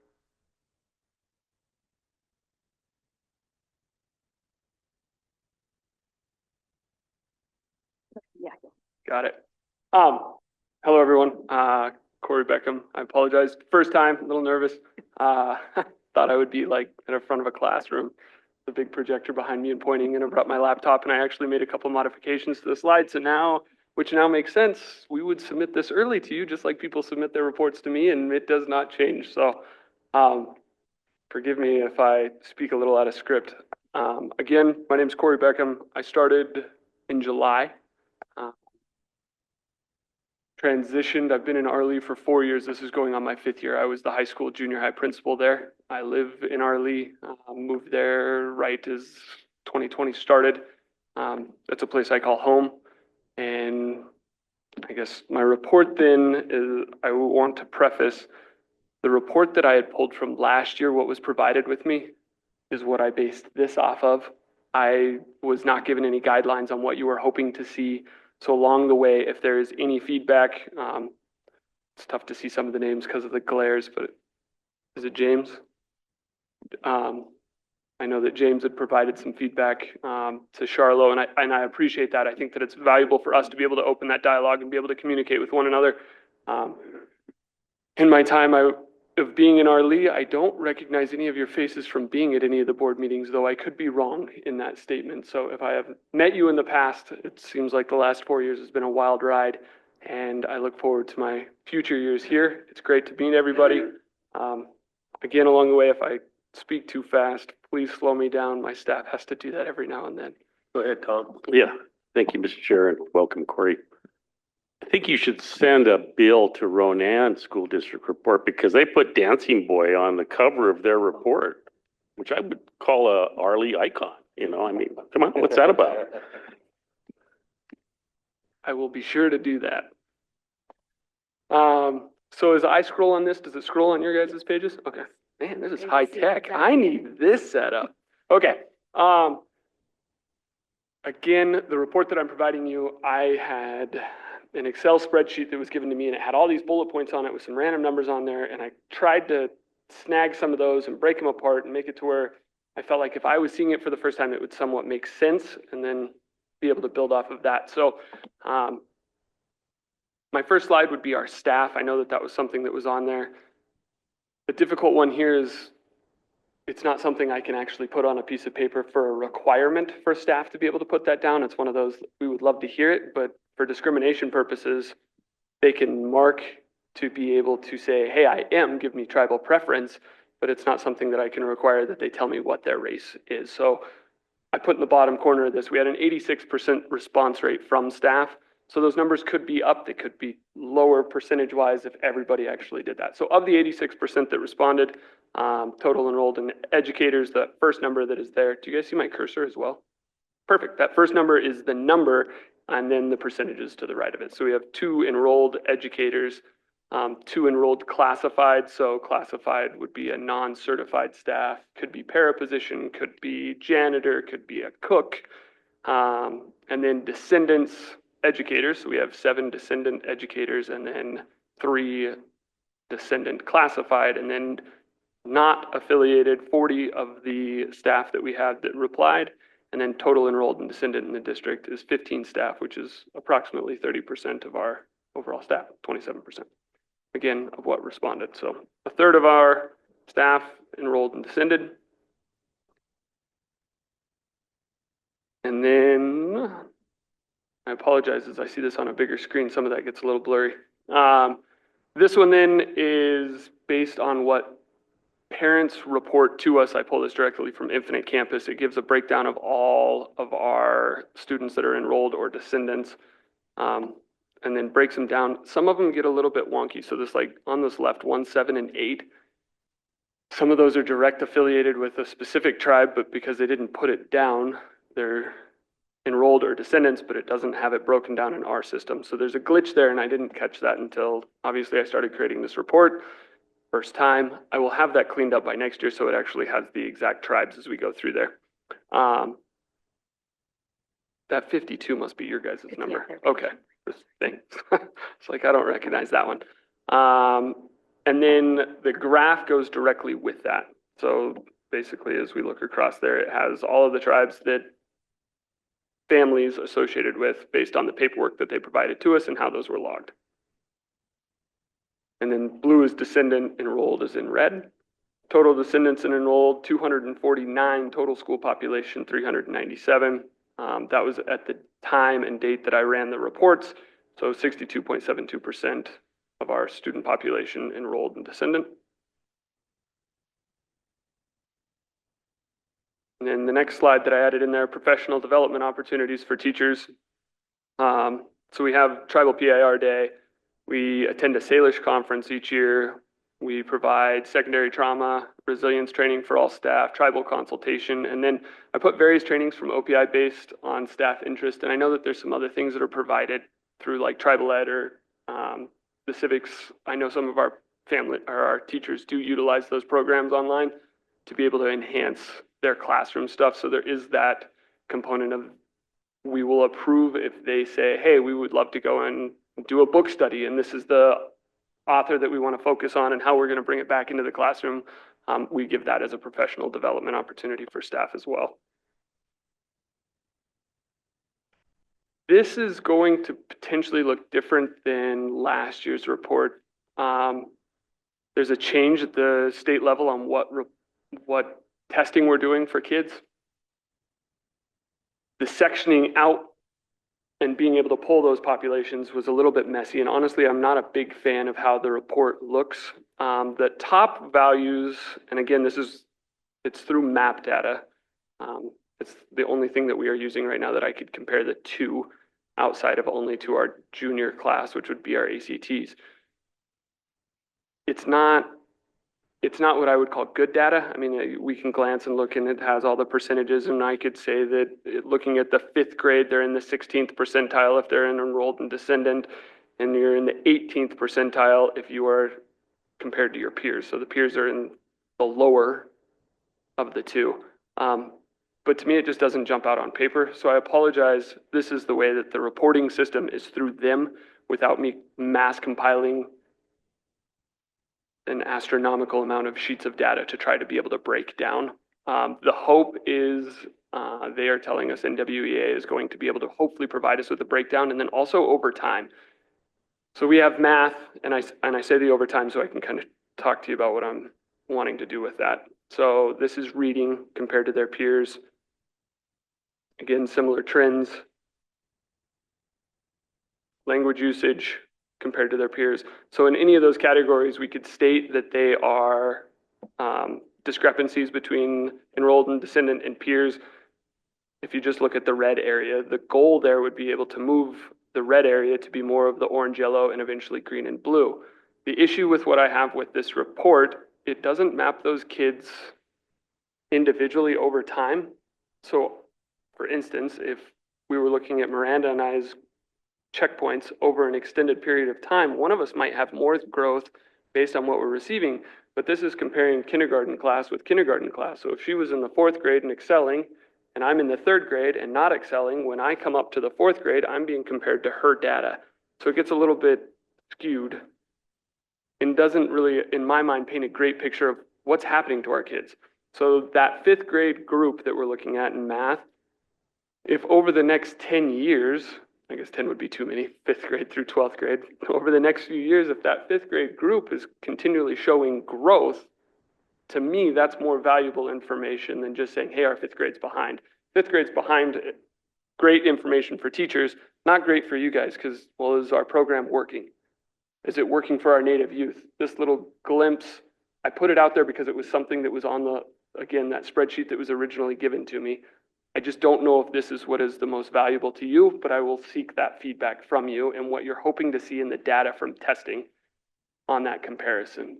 I think it provides us some value on being able to compare Native to their peers. If we were looking at those two sections, I think that there's a lot of underlying variables though that would happen there. And again, I guess I should backtrack. I have a math degree and numbers speak to me. So I always feel like with a lot of these things, the numbers can be skewed and you can make it do whatever. I can make any chart do basically whatever I want to sell to the people. I don't like this chart to be able to provide you what you need from my understanding, and I could be wrong on that.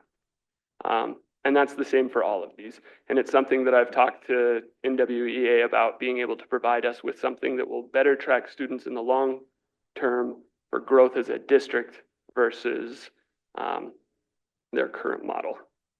So those are the testing results for each of those individuals.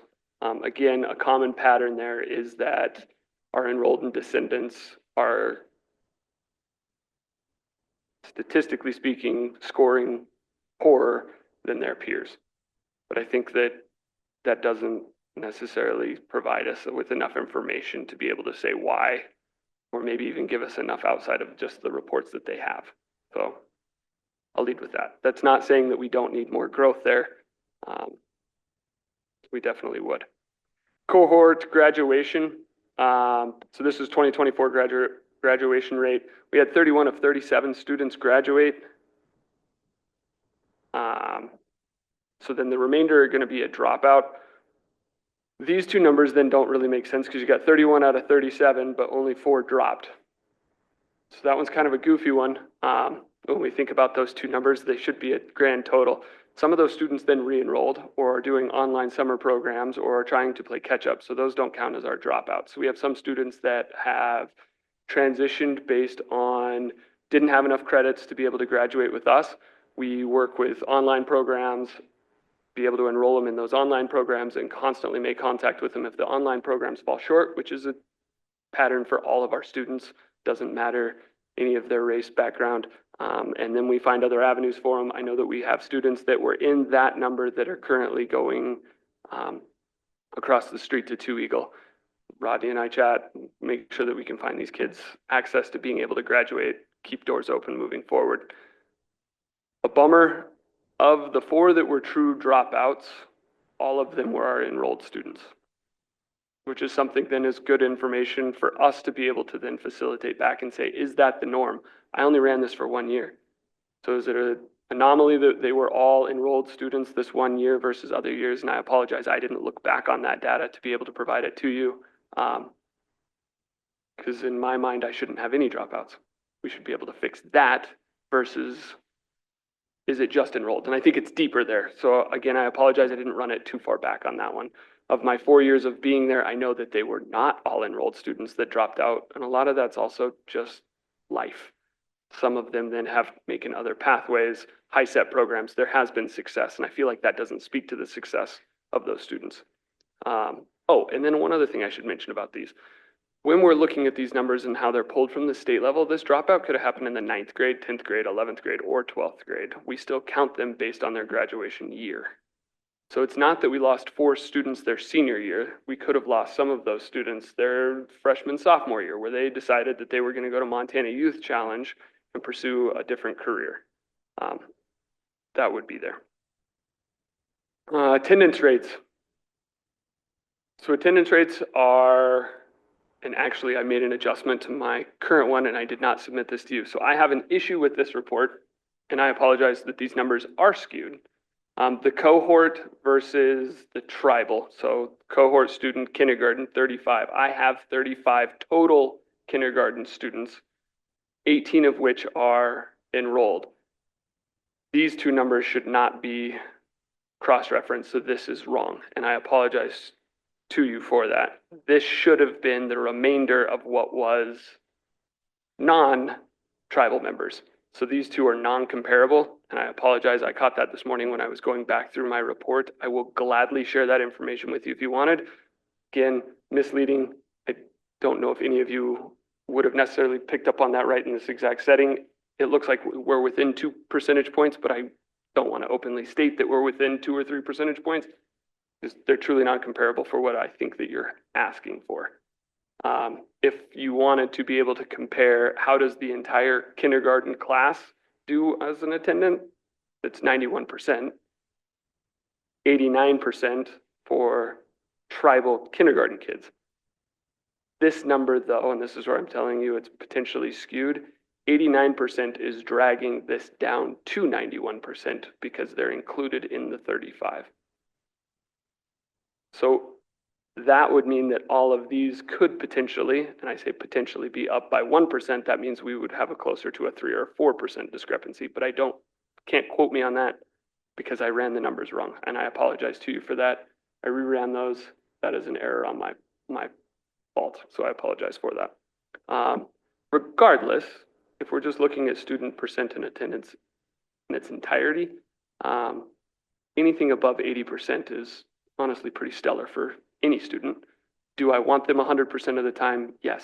The odds of students making 100% of the time is slim to none. So no matter what, we're always going to be in the 90s. And when we look at most of our grade levels, we are close to the 90s until we get to that magical high school career where we get to make our own decisions and we know way more than our parents or guardians or elders or anybody else knows.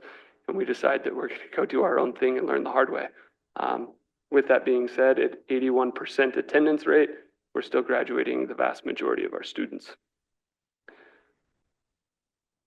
Activities.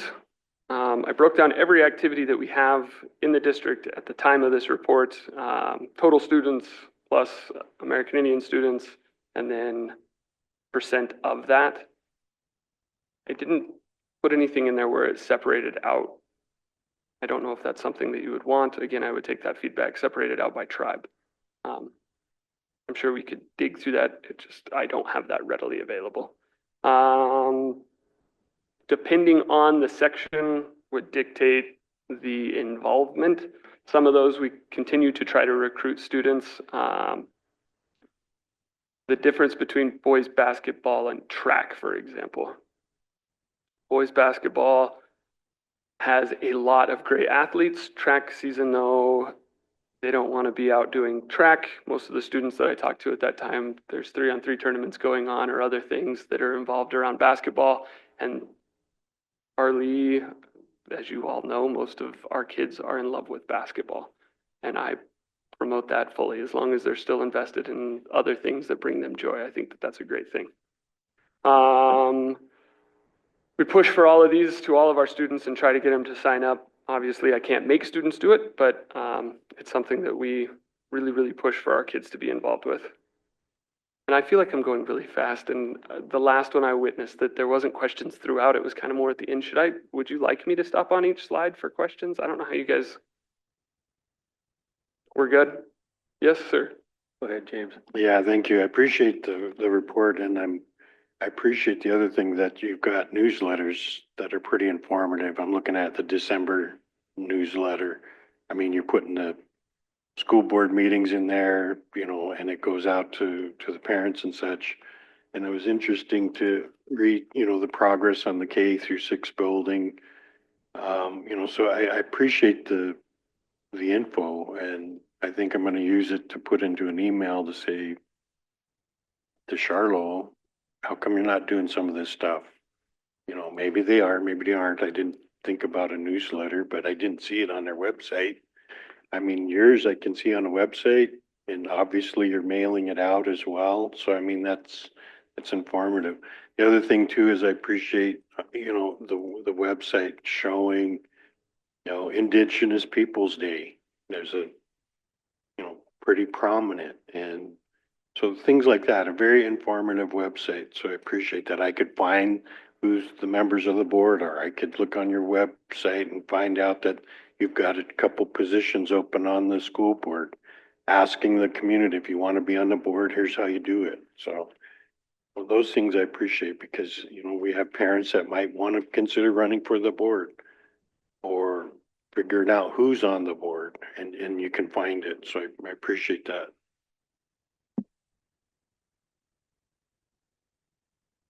Broke down GPAs by grade level. GPAs in the K3 don't exist. They're on a standards base, so they just progress throughout whatever topic they're working on, but there's no GPA or grades that are associated outside of like pass, successful, whatever breakdown. Discipline logs, followed with a chart of the discipline logs. So these are just in comparison of the two. This goes back kind of like the attendance. The cohort would be the entire population. So if we were looking at bullying and intimidating, 4 of those events in the elementary were by tribal with a total of 8. So they would make up 50% of that when we're looking at that, and something maybe that we want to break down in a different way moving forward. Not a lot of discipline. I mean, max there is 8, and that's throughout a calendar year. It's not a bad day. IEFA, this I would love to be able to, I look forward to bringing this one back next year. There's a new accreditation that's happening at the state level, and it's requiring schools to really break down what we're doing for IEFA. I started a spreadsheet. I have it slightly filled in, but I didn't want to share a slightly filled in spreadsheet considering I sent it out to staff right before Christmas break, and it would look like we're missing a lot of stuff. That's not the case. They just started filling it out. It's also one of those that I feel like is never ending. You end up having something come up in a classroom. I've seen it time and time again throughout all of our classes. A kid will bring up a tangent and the teachers run with it because it does provide an opportunity to be able to teach to all of our kids about the things that are happening on our reservation, and their background in life. Question, Mr. Chair. Go ahead, James. Thank you. On the American Indian Student Association, I like that name. I'm just curious, you know, when they raise funds to do whatever they're going to do, what's the policy? How do you interact with them? And I say that because I was part of that back in the day when I was Indian Club, and the principal at the time and administration at the time was, well, you can't spend the money the way you want to, basically. We wanted to buy jackets for all the students, the Indian students that were graduating. The administration said, no, you can't do that. So we took the money and spent it on a community feed for the community. How do you interact with the students that are making decisions in the association? They want to do something with those funds or what their activities are.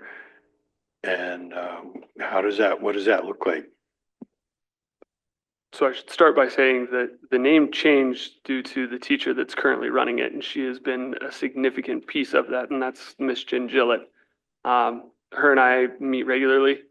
The kids come up with what they're wanting to do. Earlier, I mentioned the conferences that are happening. She's been a huge advocate of being able to make sure that that money is being spent on things that will help our lifelong learners and be able to promote what it is that they're doing. She's been a significant cog in that. And when it comes to raising money, she says, hey, I want to do this. And we say, sounds great. That's really how it comes. What can we do to help? A lot of the time it's posted on the marquee, put it on the website. Hey, we're going to do X, Y, Z. We want to be able to make this happen. Sounds good. And then on the flip part of that, there's been conversations between her and I in the past of how are we going to afford it? And then it turns into one of those, we'll just figure it out. Because we need to be able to make these opportunities for kids if we find that they're valuable and it's something that she's really passionate about. Clearly the kids are passionate about it, their families are passionate about it, and we find a way to find the money.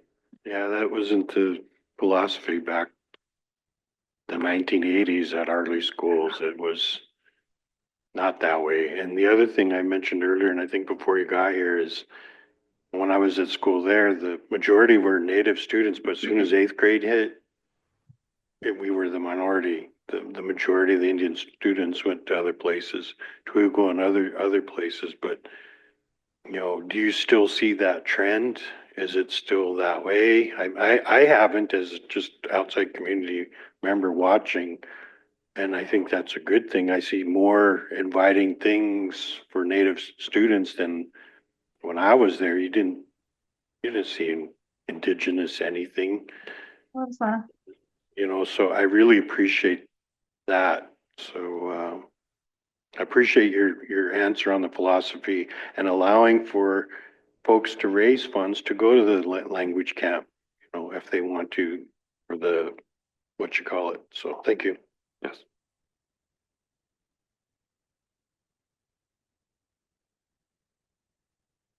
Next one, things that are happening around Arley. So kind of piggybacking off of what you were saying.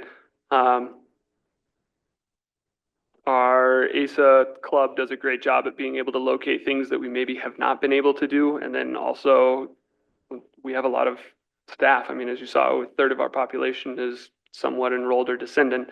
They come up and say, hey, this is going on. Hey, how can we get our kids involved with this, or this? We find a way. And we've got staff down there in Arley that And I'm at year 5 at Early. When I first moved there, clearly, if you look at me, I don't exactly fit in. And I think that that is not how I was received. And it was a really great thing because you hear from outsiders, don't go there. It's going to be terrible, which I'm saying this in an open thing. Arlie is home. It's home to my family. And it's got a great community that just wants the best for kids, all kids. And we provide them with things like this. My girls are 4 and 6 and both speaking Salish already. Though it's upsetting because I don't understand what they're saying and they're getting to the point that they're starting to argue. And I think that that's such a unique thing that they couldn't get anywhere else. And I don't know how to stop it sometimes, or when I do stop it, it's because they are having fun with one another and actually singing a song, which to me sounds like they're fighting because they'll start correcting each other. We have lots of great things and we look forward to continue expanding those things. We have kids each year that we know the exact date that they're going to go out, find us something. We do a whole unit on dry meat. The high school basically shuts down. Other kids are welcome to come look at those and explore like what's happening. And it's just any opportunity we can give to the kids to be able to understand where they came from, who they should be, we try to provide to them. I won't speak to all the photos, but if it's an idea that we can somehow make happen, we try to make it happen. And it's been really great. It's an amazing opportunity for our kids to not see each other other than for who the characteristics that they carry on the daily. And I think that that's really valuable. And then, yes, I apologize. Sorry, you get Go ahead, Tom, and then Carol. Thank you, Mr. Chair. Corey, in the language program, you have one educator teaching Salish language in middle school and high school, or do you? Yes. Or So we one- had one that, I apologize, I'll let you finish, just the one. Sorry, I get excited. Well, one that is K-12. So it goes kindergarten all the way through? Yes. Okay. So my advice to you is to learn Salish, because if I had 2 girls that were talking behind my back or trying to understand what they're doing, I mean, I think it's in your best interest right now to engage Yes, sir. and maybe even become a language instructor yourself. There you go. Appreciate that.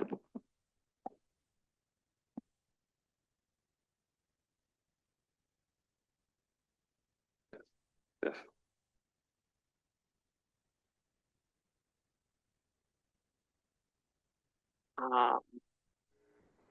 And I added a couple more slides to this. We finished up our graduate profile, finished up the draft of our graduate profile. I'm hoping that that was shared with all of you. It may not have been, it may have been. That graduate profile then is something that we get to build upon and what we're hoping our kids will leave with. I will be posting that back to the website. It'll be on Facebook.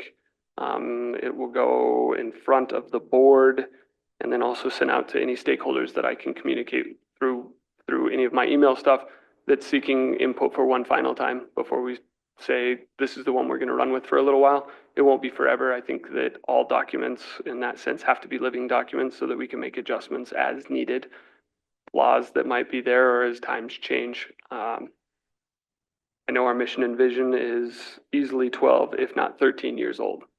So we're also taking on a comprehensive needs assessment to be able to reflect and say, hey, how can we provide more to our students?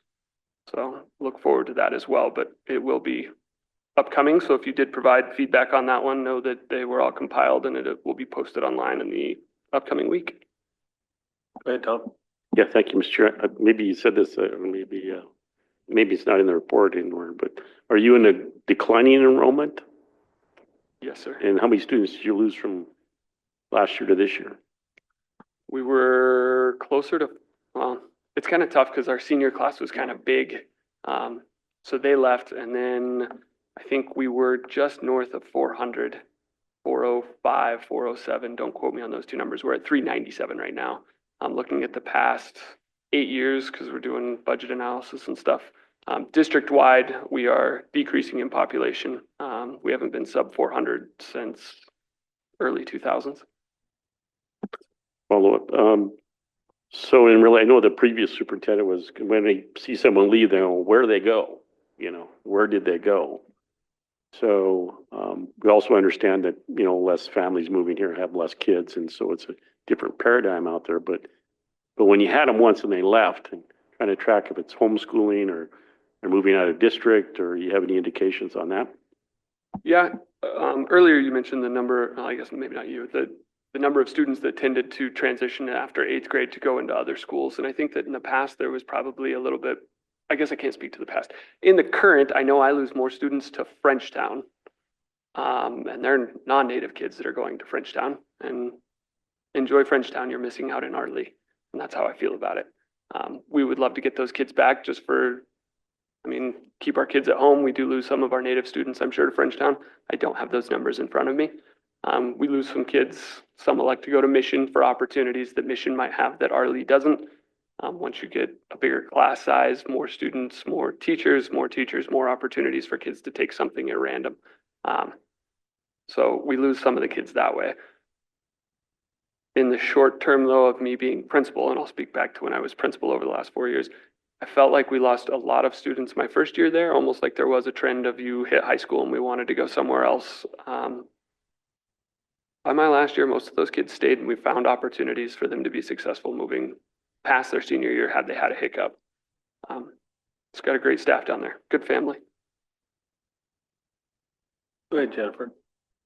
Well, I'm encouraged by some of the things that you're saying. I'm hoping that it's a positive trend. I'm like James, I graduated from Arley, and I went to college right away in New Mexico, and I was very well prepared. I mean, I did well in college, graduating from Arley, and I don't know if that was because of Arley or just because of myself being a reader, a lifelong reader of things. But my 3 kids started in Arley, and I took them out and drove them to Missoula and paid out of district tuition because Arley wasn't a safe place for my kids because they were native. And so the year that I took my kids out, 5 other families took their kids out of school the same year. And I talked with some of them, and we kind of roughly figured it was a percentage of in 1 year. It's like 15% of this. It wasn't a small percentage, but we all took our kids out for different reasons because it just wasn't a safe place. And, one of my kids, all of my kids are high academic achievers. They're all very bright. And one of my kids, I went in for a parent teachers conference, and the teacher said, "Your daughter's really nice, but she's not very special." Who says that? It was so awful. And it was awful. And I just thought, you people are, I mean, it was so horrible that it was a huge cost to my family to pay out of district tuition for 3 kids, drive them to Missoula every day, pick them up from Missoula every day. It affected the kind of work that I can do. And the other families that I talked to who took their kids out of school that year, it was a hardship for all of us. And it felt very disappointing that we had to do that.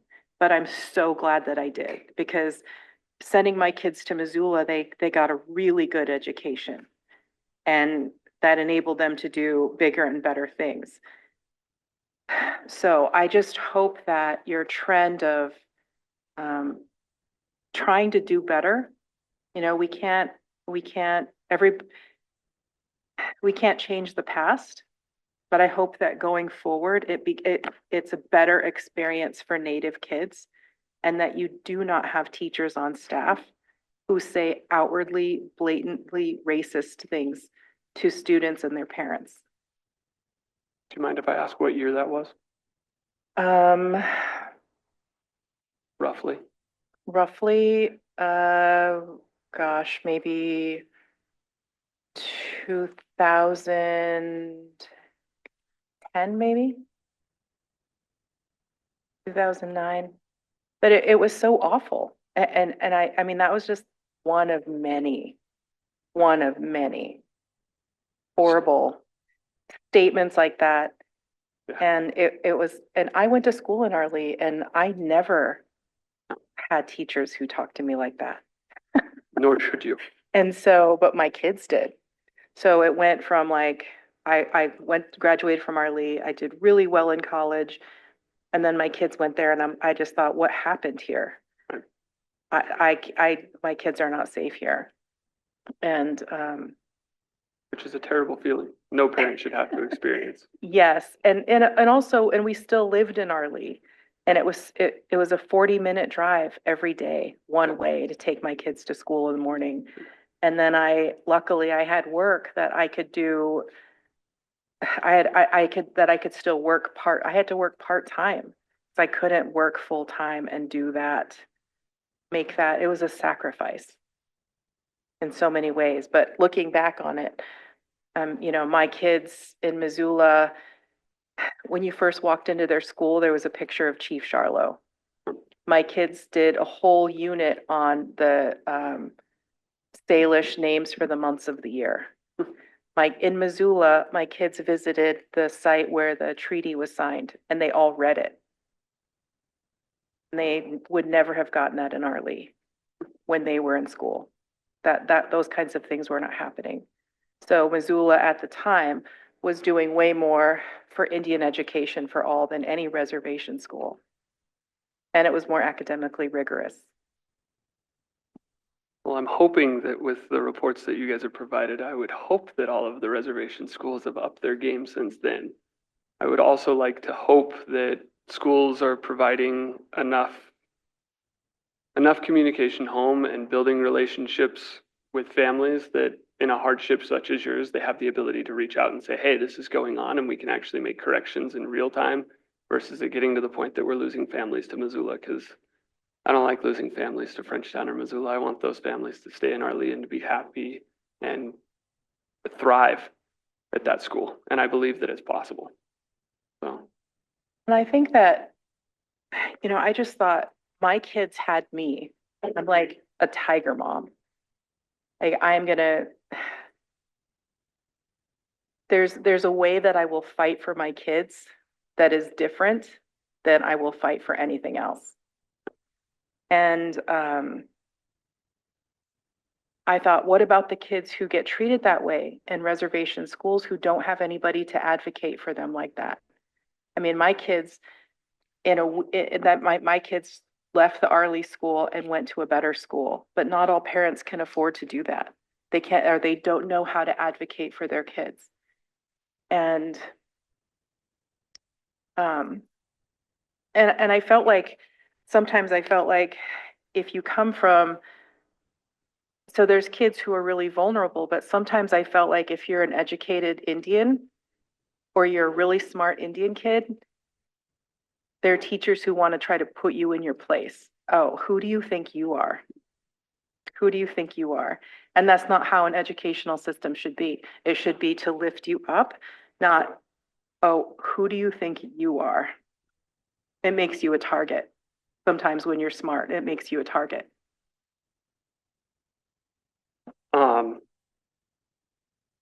So 15 years ago, just looking at my high school staff, so I'll speak to them. We don't have any of those staff remaining due to the overturn. I would think, I could be wrong there, but hopefully whoever it was that said those things is no longer in education.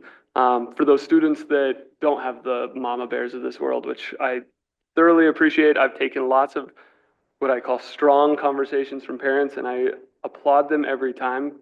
I don't care what they call me along the way, because usually those are my passionate parents, and I appreciate those parents more than anything because we need that voice for our students, and they have to be able to stand up. For those kids that we don't have those strong parents, we're lucky that we have tribal ed advocates that are going to those households, knocking on doors, coming back and meeting with our staff. Our high school has got our whole district, I can't even just speak to the high school, I forget I'm no longer the principal. The ability to have a trauma-informed approach where it's not something where we're just saying this kid's acting out, go be disciplined somewhere. It's what is going on and how can we help and how can we build this kid's future? And I think working alongside Miranda, Alfred DeRoche is down with us, being able to have those hard conversations and being able to build with families and finding, hey, this kid, so the stuff that you presented in front of you is like a vast number attendance wise, where it's a huge thing, I can narrow down to the 5 kids that Alfred's probably went and knocked on their door this week. Their attendance are the ones that I'm concerned with. It's not the ones that are in the 80%, it's the ones that are missing 80% of the time. And working with those families and advocating for those families, and not just for the family itself, but being able to tell the kid, like, this is so important for your future and I'm not giving up on you. We're gonna find a way. And some of the time that way might not be with me. It's one of those that we build relationships with Two Eagle and being able to find, how can Two Eagle be successful with these kids? I don't want to lose kids, but at the end of the day, I want all students to be educated and being able to find ways for them to be successful in life. I would ask or invite you to our Lee School District at any time. We don't have those staff anymore. And if we ever find that you hear something, I would gladly love to approach those staff members individually or find the truth to what is happening. Because I know that in today's society, you see the worst and it's sad.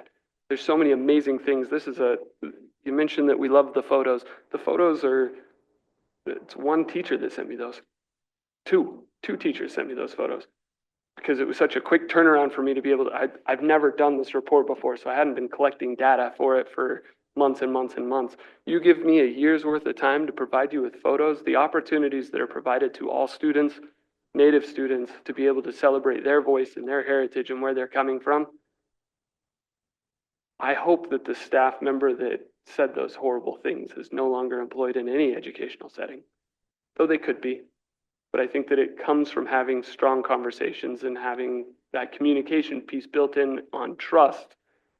And I know that that has been broken in education in the past, but being able to bridge that to be able to say, we just want to provide a future for all of our kids, know where they came from and know who they want to be. Good, Jen. One thing I'm really encouraged by is that you live in Arlee. I think if you're going to be an administrator or a teacher in a school, it makes a difference if you live there. You invest in the community in a different way, because then it's your community also. And, you know, when I see a school district where most of the teachers live in Missoula or someplace else and then drive in, they're not in, and their kids don't go to school there, they're not as invested. Because if the education level isn't great, it's like, so what? These are my kids. This isn't my community. There's kind of a separation, like, this is just my job. But when you live there, it's your home. So I do applaud you for that, for being part of the community and sending your kids to the school where you work and live. Go ahead, Bing. Thank you, Mr. Chair. And welcome. I too was a graduate from Arlee. I graduated in 1966. And I worked for Arlee off and on for 19 and a half years as a school bus driver. And being down to school there, you've seen those educators, the teachers there and whatnot, as a family. They were there for a long time. A lot of them were retired, you know, and from there, and they were from what time I was there. Some of them were there when I was there. They were still there when I got out of school, and then thereafter. I think it would continue that way, you know. And so we had a councilman here that served as a school teacher there in Arlee for a number of years. And then he was he was tribal council here, but you know, he knew the people down in Arlee. He really knew them. And he lived in Dixon, but he knew everybody in Arlee. I don't care who it was, he knew them. You know, and it was good to have somebody like that around, you know, and he taught all my kids in school when they were going. You know, and it was just good to see something like that. And then, you know, you never did hear too many problems in the school that you hear now. But, you know, you had an occasional fight or something with any kids, but not very often, you know, and then things were okay. But there was always somebody there to get a hold of those kids and take them aside and talk to them, you know, and then whether it was a teacher or a guidance counselor or whatever you had there, they were there to help them kids. You know, and it was good to have somebody like that to help them kids along. But, you know, just listening to you, what you're saying, whatnot, and looking at some of these photos here that you've got brought in, it's good to see that, you know, and that's I was just telling James, that's my teepee you got up there. But anyway, it was good to hear what, what was said, and then my granddaughter too, she left going to mission when she was, was a freshman in school. But then she came back this year. She's back in school in Arley this year. But, it was over some, coaching. That's why she didn't go back to school in Arley, but she decided not to play ball this year, so she went back and finished up her schooling there because she wanted to graduate with the other kids that she started school with. So that's why she went back. But it's good to be back there. I mean, I could hardly ever go to games and stuff there because I was always with the mission, but and school there. But it's good to be back there to see the kids playing ball and we got a pretty good team again, as usual, and but it's they always seem to bring those kids up where I don't think you're going to have nothing one year because they lost a lot last year. The senior class, they lost a pile of them boys. They come back and being undefeated yet. They're doing pretty darn good, So it's good to see kids come together like that and playing ball like that together. They all work together. A lot of team ball out there this year. You don't see that one individual trying to score 30 points a ball game like you had in the last couple of years. But this year it's pretty good to watch. I like watching them. I enjoy watching them just because you can see a lot of team ball out there, and but it just talking about the things that was going on, and stuff. But I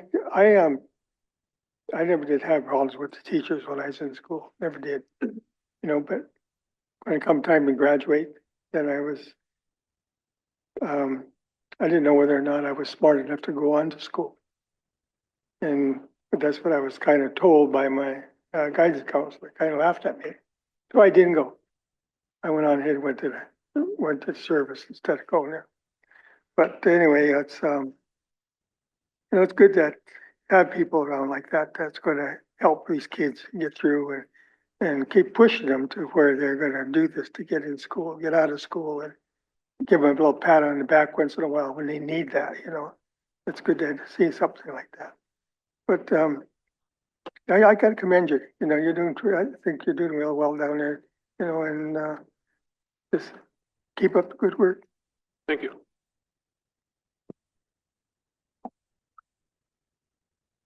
Anything else for Corey? Anything else, Corey?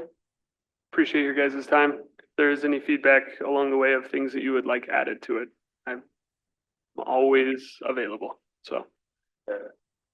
Entertaining a motion to accept Corey's report. Motion by Tom, second by Bing. All in favor? We are accepting your report, Corey. Thank you. Thank you, guys. Happy New Year. Thanks, council. Thank you, Miranda. Can we go into executive? Legal needed to speak with you really quick. We will go out of regular into executive. God. Oh, we were in executive session. We're in regular. Got a motion? A second? All in favor? Favor? 3, 4, Carol? 5-4, 2 opposed. Tom and myself opposed. Nope. Out at 2 on Thursday. Motion. Say ahoy.